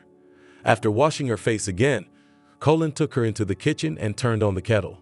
I'll call my parents. I won't tell them about your state of incapacity, but we'll talk to you again tomorrow, he said and dialed his father, naturally waking him up with the call. Cullen said that Maria would spend the night at his place and that they would come together for lunch tomorrow. Then he poured chamomile tea for his sister, and after she had drunk it, sent her to bed. Cullen, lie with me till I fall asleep, Maria said sadly, covering herself with a blanket. Shall I tell you another story? Colin turned off the light. Please, Maria asked. Are you feeling better? Colin asked and lay down next to his sister. Okay, not so much, she answered and laid her head on his chest. Why is everyone like this? She yawned and closed her eyes. Everyone is different. It's too early for you to sleep with men, he replied, looking up at the ceiling. That's not the point. He was with someone else, and we were supposed to meet tomorrow. It's disgusting. It's good then that I saw it today. I didn't make a big mistake. That Max doesn't love you, so you don't need him. Go back to sleep. Cullen fixed the blanket. I'm gonna go in the other room. I'm sleepy too. Nah, wait till I fall asleep. Cullen, why don't you have a girlfriend? Maria yawned and put her palm under her head. It's too early for me to think about relationships, so it's nothing serious, he answered. But not serious? Sure, enough of that. My personal life is my business. You're all the same. Maria sighed sadly. Men are a little differently organized than women. I think you know that. Maria, go to sleep. I'm already passing out. Colin yawned and closed his eyes. It was not a good morning. Maria opened her eyes and let out a slight groan. She was thirsty and had a headache. Colin, she moaned, but her brother didn't hear her. She got up from the bed and pulled Colin's t-shirt out of the closet. Putting it on, she went into the kitchen. I'm awake. Isn't your head boo-boo? He asked, putting the phone away. Bo. And I'm thirsty. Maria poured herself a full glass of water and drank it almost in one gulp. Here, I went to the pharmacy and bought you some magic pills. He handed her a packet of hangover pills. That's cool, thank you. She swallowed one right away. You want breakfast? Maria went back to her room and pulled her cell phone out of her purse. Selena had texted her while she slept, asking how she was feeling, and there was also a message from Max. "Hey babe, what time should we meet tonight?" he texted. "No, we're not. Go see the girl from the club." Maria replied and blocked his number, then headed back to the kitchen. "Colin, just please don't say anything to your parents," she asked her brother. "I won't if you promise it's the first and last time," he answered. "I promise. I've had enough. I hope you'll send Max away." "I already did." "Good for you. You should be thinking about your exams and how you're gonna get into your vet school. I'll study with you, of course, but just do your best, please," said Colin. "Will you? Will you help me?" "Of course I'll help you, but I won't take the exams for you." "Thank you." "When do we start?" "We'll start next week." "Are you sure you're going to go to veterinary school?" "Yeah. Teeth aren't my thing." "You're running away from your family." Colin smiled. "I'm sorry about that. Do you really want to pick your mouth?" "I'm going into prosthetics. It's a very good, high-paying job. Veterinarian's not bad either." "No argument there. I'm kind of hungry." Maria felt her stomach rumbling. Scrambled eggs, scrambled eggs. What a choice. The girl smiled. "Well, I'm not a cook." Colin took cheese, eggs, and sausage out of the refrigerator. "Eggs and sausage and a cheese sandwich," Maria answered. The day was sunny, and after breakfast Maria suggested to her brother to take a walk in the park, which was not far from his house, and then to go home. As promised, Colin did not tell his parents anything about Maria, and from the next week, he began to study with her every night, and in the end Maria got on the budget, which was noted by the whole family in the restaurant. Max quickly got away from her, and the girl was glad that everything had turned out that way.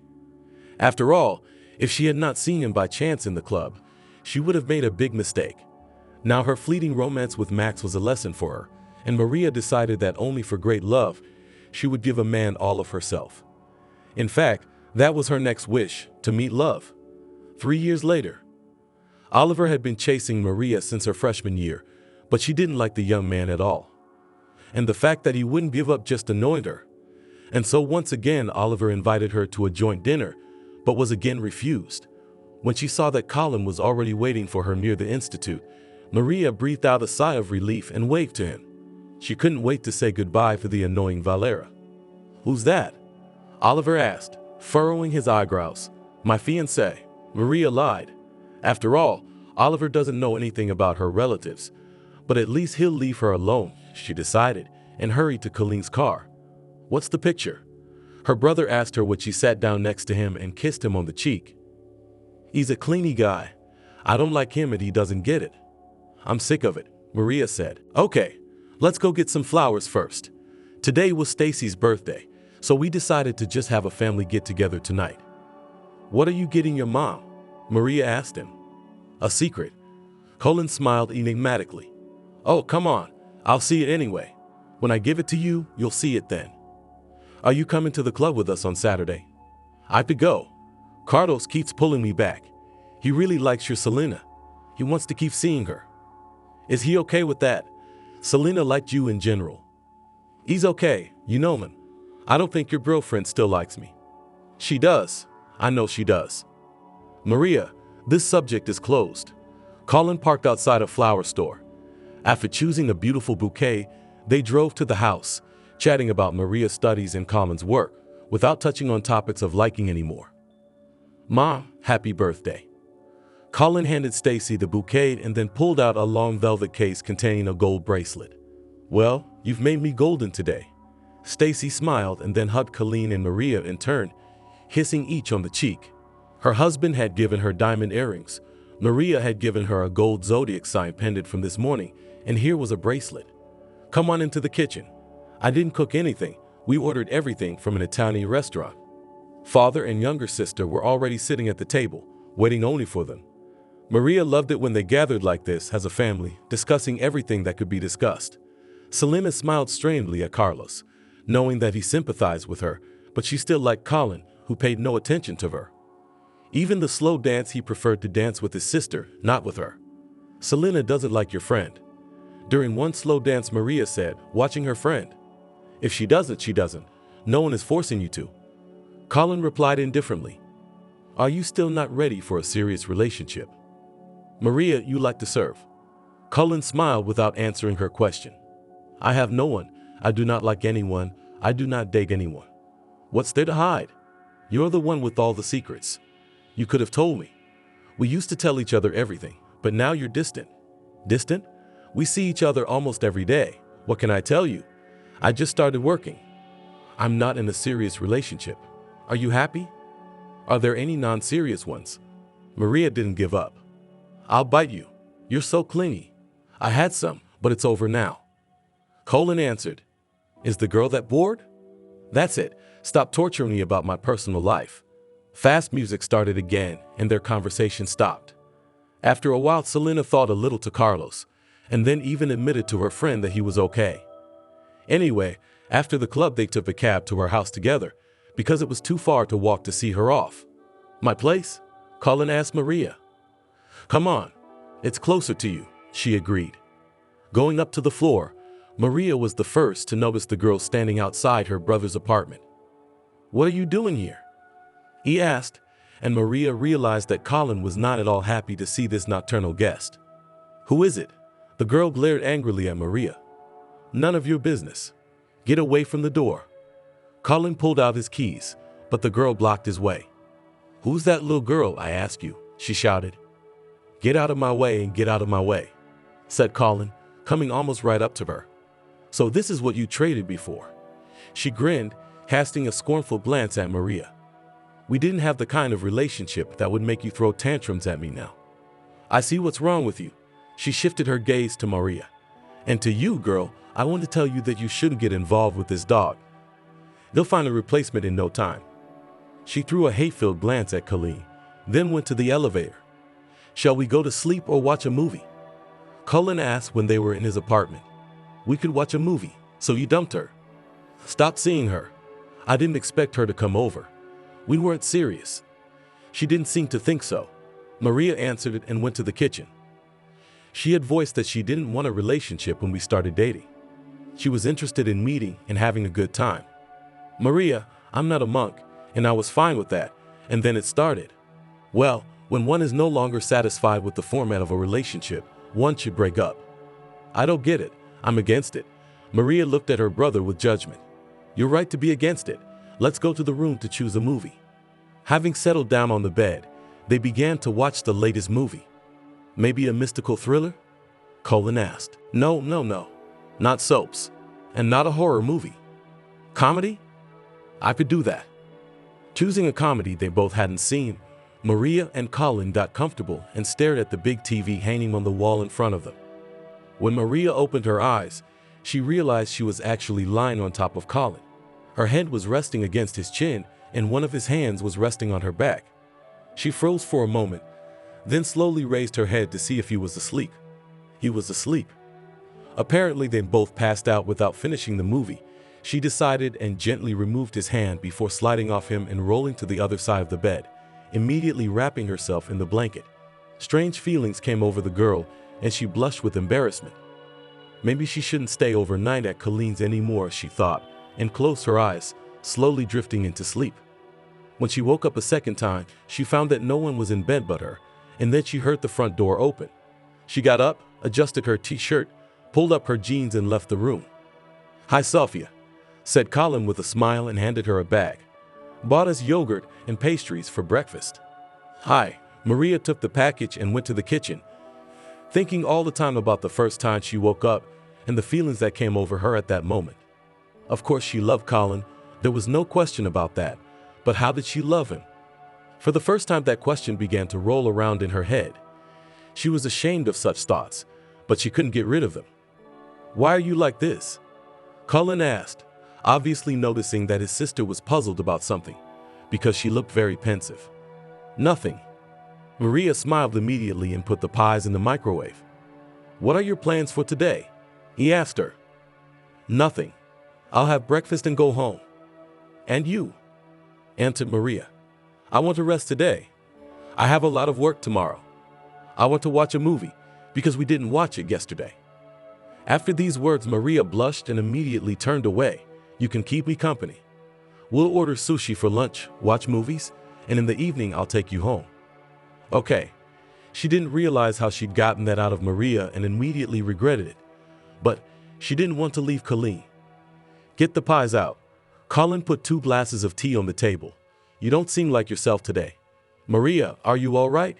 He looked her in the eye. Yes, I'm fine, she answered and took the cakes out of the microwave. After breakfast, Colin and Maria settled back on the bed to finish watching the movie they had fallen asleep to.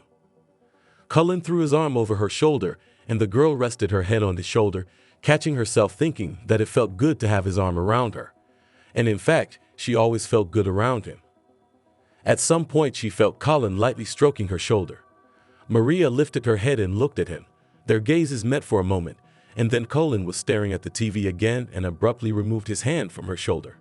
It's all stiff, he said, and Maria moved a little farther away from him, not really interested in the movie. Colin, I should probably go home, said Maria when the movie was over. Let's at least wait for sushi.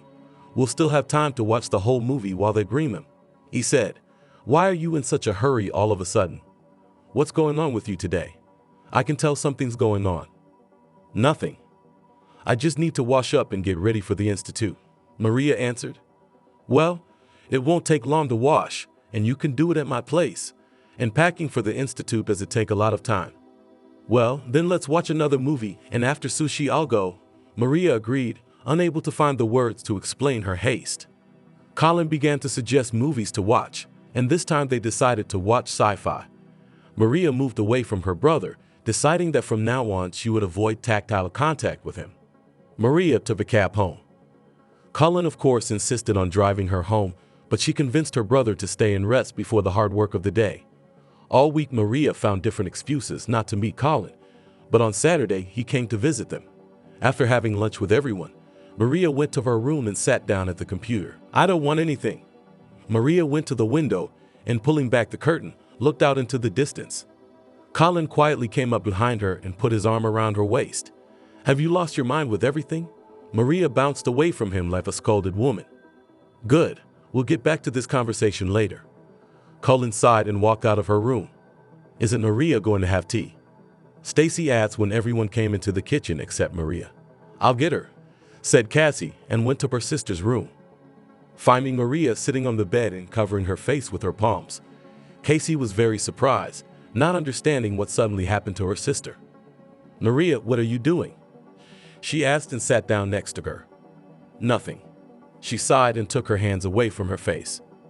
Did something happen? Did you have a fight with Colleen? No, just some problems. It's no big deal. Maria forced a smile. Let's have tea then. Everyone's in the kitchen.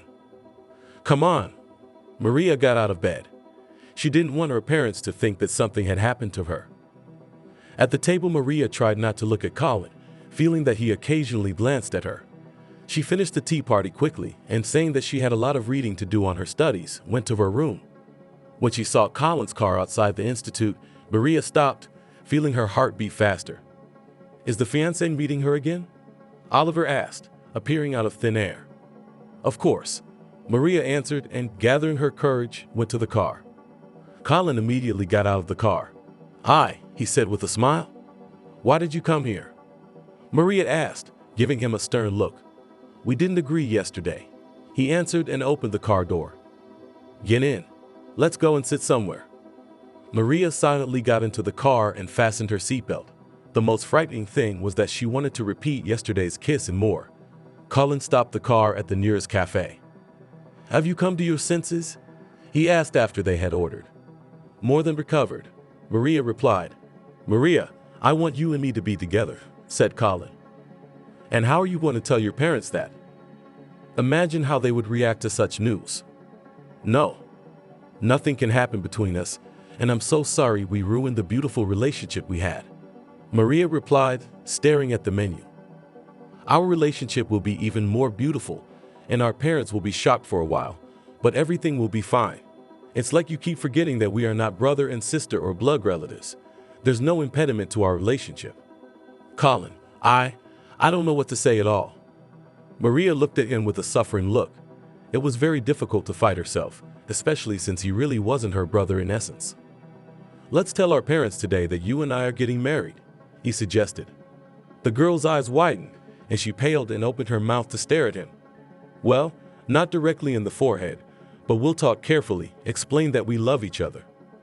Do you mean it now? Maria regained the power of speech. Absolutely. Colin put his hand on top of hers. Maria, I love you. And for how long? She asked shyly, starting to blush. I realized about 3 years ago, but I can't say how long. Does it matter? A waiter came to their table and brought their order. Shall we go to my place after the cafe? Colin asked when the waiter left. Did you just invite me for a cupcake? Maria asked, blushing even more. No, I just want to be alone with you. I promise I won't pester you.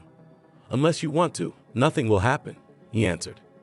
Amazed at herself, Maria drove to Colin's house, having previously informed her parents that she would not come to spend the night tonight. She should have refused, but instead she agreed, unable to cope with her desires. Colin kept his word.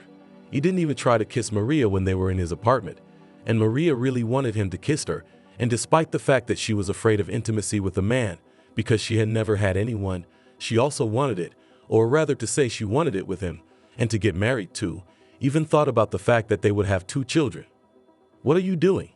Colin asked her, seeing how Maria shook her head. Nothing. It's just a blur in my eyes. She lied as she went into the bedroom.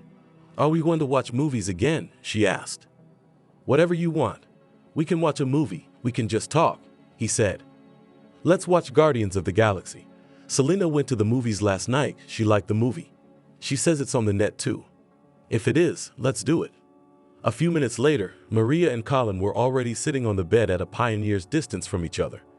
He raised his arm at shoulder level, inviting Maria to sit next to him. Realizing this without words, she scooted closer and even covered her eyes for a moment when his hand came down on her shoulder. Because of the pile of thoughts in her head, Maria wasn't up for a movie, so she couldn't stand it. Colin, kiss me please. Suddenly she whispered, after about half an hour of watching the movie. The man smiled and gently touched her lips with his lips, and then something happened that Maria didn't expect from herself. Colin didn't insist on more than a kiss, but Maria inclined him to it, not saying a word, but rather quickly freeing him from his clothes and caressing his body with her hands. Time to wake up. Maria heard Colin's quiet voice and opened her eyes slightly. 5 more minutes. She whispered back and a smile appeared on her lips. Sophia, he answered, covering her neck with kisses. Well, at least 3 minutes, Maria said, not wanting to get out of his embrace. Good, Colin said, pulling her closer to him. In the end, they lay for 10 minutes, and then they had to get up. How are you? Colin asked Maria. He was very careful, of course, for fear of hurting her, and it seemed to him that what had happened between them last night had pleased Maria as much as he had, but he was still worried about the girl. Very well. And you? I'm very inexperienced. Did you have a good time with me? She asked, blushing. Colin immediately put his arms around her and kissed her lightly on the lips. It was great, he answered. We'll tell our parents tonight. No, Maria objected. Let's not tonight. She was still afraid to imagine their reaction to such news.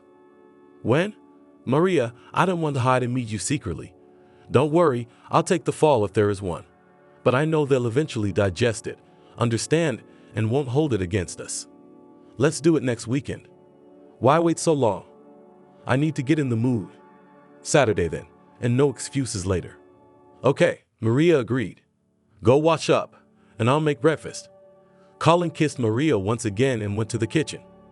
When Colin stopped the car near Maria's institute, he wished her a good day, kissed her goodbye, and said that today he had a lot of work and they could not meet, but he would call her when he was free. All day Maria smiled, not really getting into her studies. Her thoughts were far away from her right now, and there was nothing she could do about it. You've been in the clouds all day today, said her classmate Julian, with whom they were on friendly terms. Are you in love? You could say that, said Maria.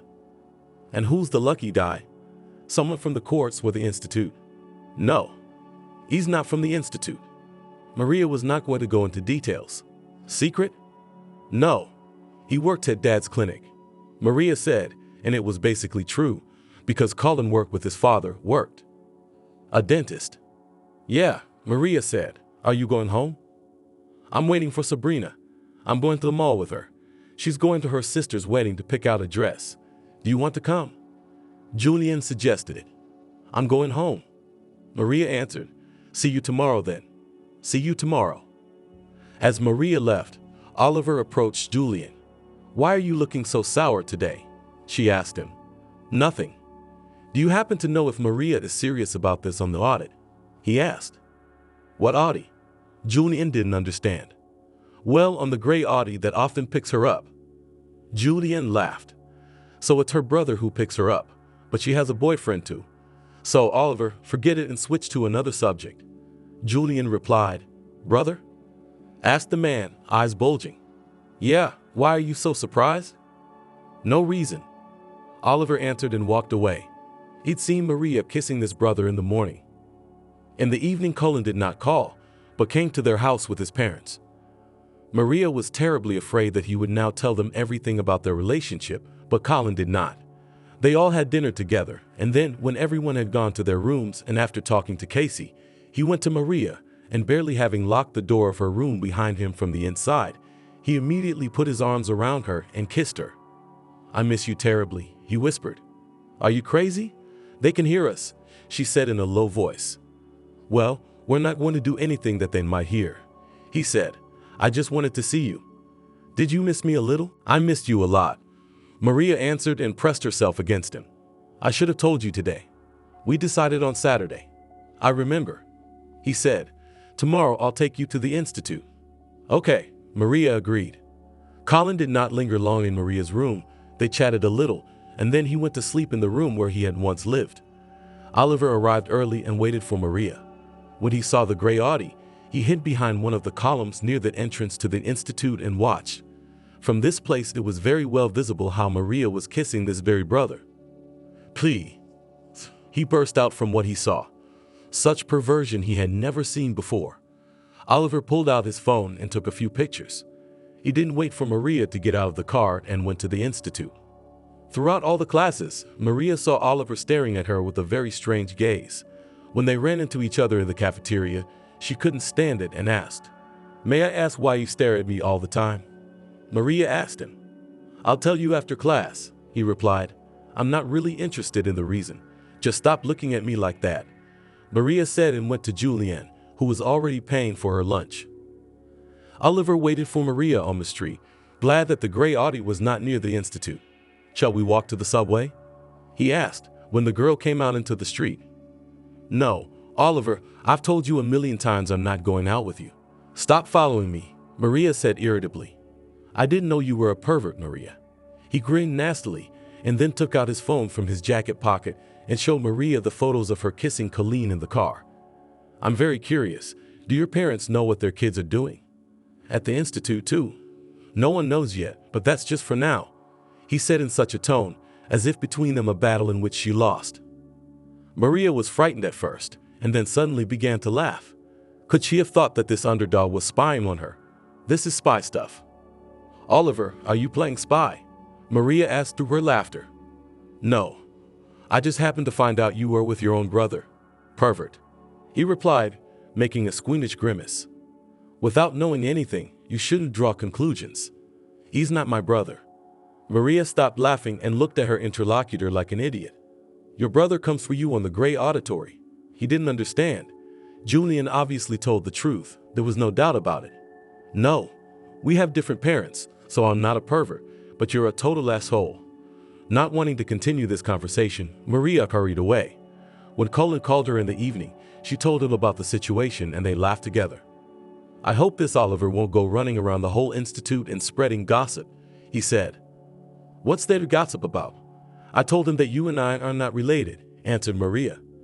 He can present it differently, but there is no point in it. Maria, come to me tomorrow after the institute. I'll give my father the spare keys, and you take it from him. I think he'll understand right away if you give me the keys. Let's better on Friday I'll come to you, and on Saturday we'll go home together and talk to your parents. Maria suggested. It's a long way to Friday. Maria, I want to see you more than once a week. I want you to move in with me. Colin confessed. I miss you too, Colin, but I don't want it to be a mess. We should get together and have a proper talk. We'll do that on Saturday, and then we'll go to your place on Friday. Okay, he sighed heavily. Kisses and good night's sleep. You too, Maria replied with a smile. Julian rushed to Maria as soon as she arrived at the institute. Maria, this Oliver told me today that you are sleeping with your brother and lying that he is not your brother, she said quietly, so that no one would hear them. What a degenerate. Maria clenched her fists. Julian, Colin really isn't my brother, she admitted. I don't understand anything. You said yourself that he's your older brother. Julian stared pointedly at Maria. She did. His dad married my mom when I was 5 and Colin was 10. We grew up together since then. Then my mom gave birth to Casey. We both call our parents mom-dad, but Colin and I aren't related. Maria explained. Oh wow, so you were living together and suddenly you had an affair? No, it just started, and Colleen hasn't lived with us for a long time. Julian, we were always good together. We just didn't realize we had different feelings for each other right away. How did your parents feel about it?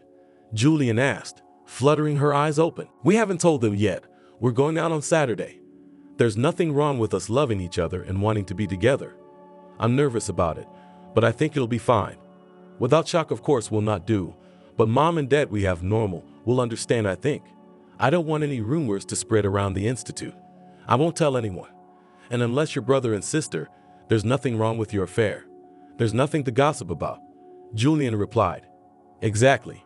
Maria agreed with her, and they went to the first couple. Colin was waiting for Maria at the door of the institute, holding a beautiful bouquet of flowers. Julian smiled broadly when she saw him and then looked at Maria, whose face lit up with a happy smile when she saw Colin, and without any shyness threw herself at his neck and kissed him on the lips.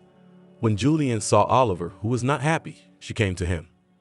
Stop staring at them, she said, and shut your mouth before your jaw falls off. You said he was her brother. Oliver glared angrily at his classmate. I was wrong. It's just that their parents are married. There's no blood relation between Maria and Colleen, so they're not perverts. Oliver mumbled, glanced at the kissing couple, and then strode away. Maria and Colin hugged and walked to his car. How are you doing at the institute? That Oliver didn't spread any obscene rumors? Colin asked, starting the car. I told Julian, but I told her everything as it was. It's just that before I told her you were my brother without going into details. Your parents didn't ask where you were sleeping tonight? They did. I told them I was going to the club with Selena, Carlos, and you, and since you live much closer to the club, I'd be staying at your place tonight. They react calmly to it and don't even seem to suspect anything. Maria smiled. Selena's having an affair with Carlos. Oh yeah, and you kept saying she liked me, said Colin. I know.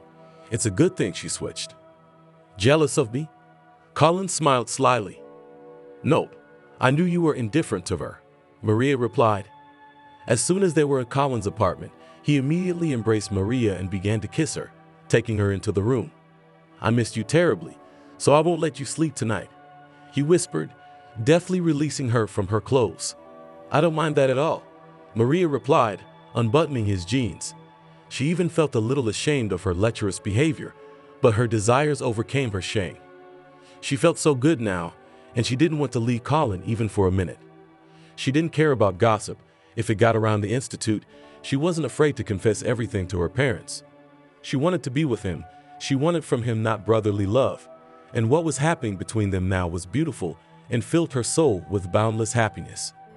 After stopping first at a cafe for breakfast, Maria and Colin went to her parents to finally tell them about their relationship. Are you afraid? Colin asked Maria before they entered the apartment. Not as much as before, she said as she turned the key in the lock. Stacy was the first to greet them. How was the dance? She asked, smiling at the kids. It was fine, Colin answered, helping Maria take off her jacket. You wash your hands. Come into the kitchen. I made pancakes. We just had breakfast at the cafe, so we'll have pancakes later. Colin answered, Where's Dad? In his office, sorting out some paperwork, Stacy said. In case he's out with her friends, she'll be back for dinner. Mom, can you get Dad, please? We need to talk, said Colin. There's something wrong? She asked, and the smile disappeared from her face. Nothing bad, he said. Everyone gathered in the kitchen and Colin was the first to speak. Mom, Dad, don't be nervous and don't react very violently. he said, noticing how Maria had turned pale.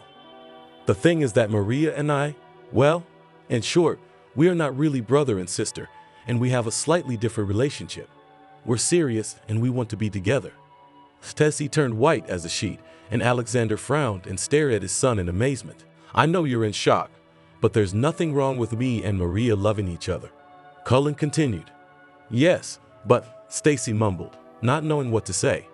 What's the but, she thought, not finishing her sentence. Well, you, Alexander said and wrapped his arms around his head. Mom, Dad, but Colin and I are not related to each other. We can be together, and there's nothing wrong with it. Maria rambled on. Now I see what you were doing when you stayed at his place, Stacy said with a hint of reproach in her voice and looked at her daughter with a judgmental look. Not at all, Cullen said in his own defense. I wonder how you realize that. Alexander slightly raised his tone. The man was clearly angry. They started tumbling around in bed and it hit you. Daddy, Maria gasped and blushed. I'm just shocked. Alexander shook his head. Dad, we want to get married. We want to live together. What's that got to do with tumbling around in bed? Cullen said. Are you going to start a family? Alexander sighed heavily. Is that a bad thing? You're looking at me as if Maria and I were incestuous. I understand that all this is unexpected for you and Mom, but we don't want to hide our relationship and feelings from you. Cullen replied. We'd all need to calm down, said Stacy and took a breath and then an exhale, trying to come to her senses after such news. That's for sure. Alexander agreed with his wife. It's going to be an interesting family. Although, you're really not brother and sister, so. Alexander waved his hand and got up from the table. Where are you going? Stacy asked him. To get a whiskey. Do you want one? No. But I need a drink. Grab me some wine, Stacy said. Mom, it's not a big deal. Maria put her hand over her mother's. It's just unexpected. We didn't realize things were like this between you two. We couldn't even imagine it. Stacy sighed. Are you against us getting married? Maria asked, looking sadly at her mother. I need to get over this. Of course you're not brother and sister, and you can have a relationship. It's just that we've all lived as a family, and to me you're both my children. Stacy suddenly started to cry, and Colin immediately got up from his seat and hugged her. Mom, what are you doing? He asked and smiled slightly. Alexander returned to the kitchen with 2 bottles and poured whiskey for himself and wine for his wife. Irish, drink a little and calm down, he said, and the woman realized her head and looked at Colleen. How are we going to tell all this to Casey? She asked. She knows that Maria and I are not related to each other. We'll explain everything. Don't worry, please. Oh, Stacy took a glass of wine and drank it in one gulp. Looking at his wife, Alexander drank half a glass of whiskey, took a bite of lemon, wrinkled his nose and looked at the children. When are we going to get married? He asked. We haven't applied yet, but of course we want to get married in the summer. Colin answered. Will you live with you? Sure, I'd like Maria to move in with me now. Well, the man poured himself another whiskey and drank it all down again. I hope it's serious and there will be no divorce in the future, he said. It can't be more serious. I've loved Maria for a long time and I'm sure I always will, Colin replied. I'm sure that's a good thing. Stacy, what do you think? He looked at his wife. What can I say? If they love each other, let them get married. The woman looked at the children and smiled slightly, and Colin hugged Maria without any shyness. Soon Casey returned from a walk, and everyone explained to her that Maria and Colin would soon become husband and wife. The girl, of course, was also shocked by such news, but she took it less emotionally than her parents. Everything was not so scary, said Colin with a smile, when he and Maria returned to his house, taking most of Maria's things. I was terribly nervous though, she admitted. I've noticed, but it's still good. He hugged the girl and looked into her eyes. Maria, I love you so much and I'm very happy that we don't have to hide anything as if we were criminals with you, he said. It made me feel so much better that we confessed everything. Mom and Dad had scared me with their reaction at first, but I believed that they would understand and wouldn't be against us. And I didn't doubt it, he said. I'm still surprised that I didn't realize how much I loved you before and not like my brother, Maria said with a smile. I didn't realize that I loved you differently either. The most important thing is that we finally realized it, and now we are together. Shall we go through your things? Let's go. They hugged and went to their room. Maria and Colin married in the summer, and 3 years later they had a son. By then Maria had just finished her studies and had already done some work in a veterinary clinic. All her dreams came true, albeit with some nuances, because she no longer has an older brother. But she does not regret it at all.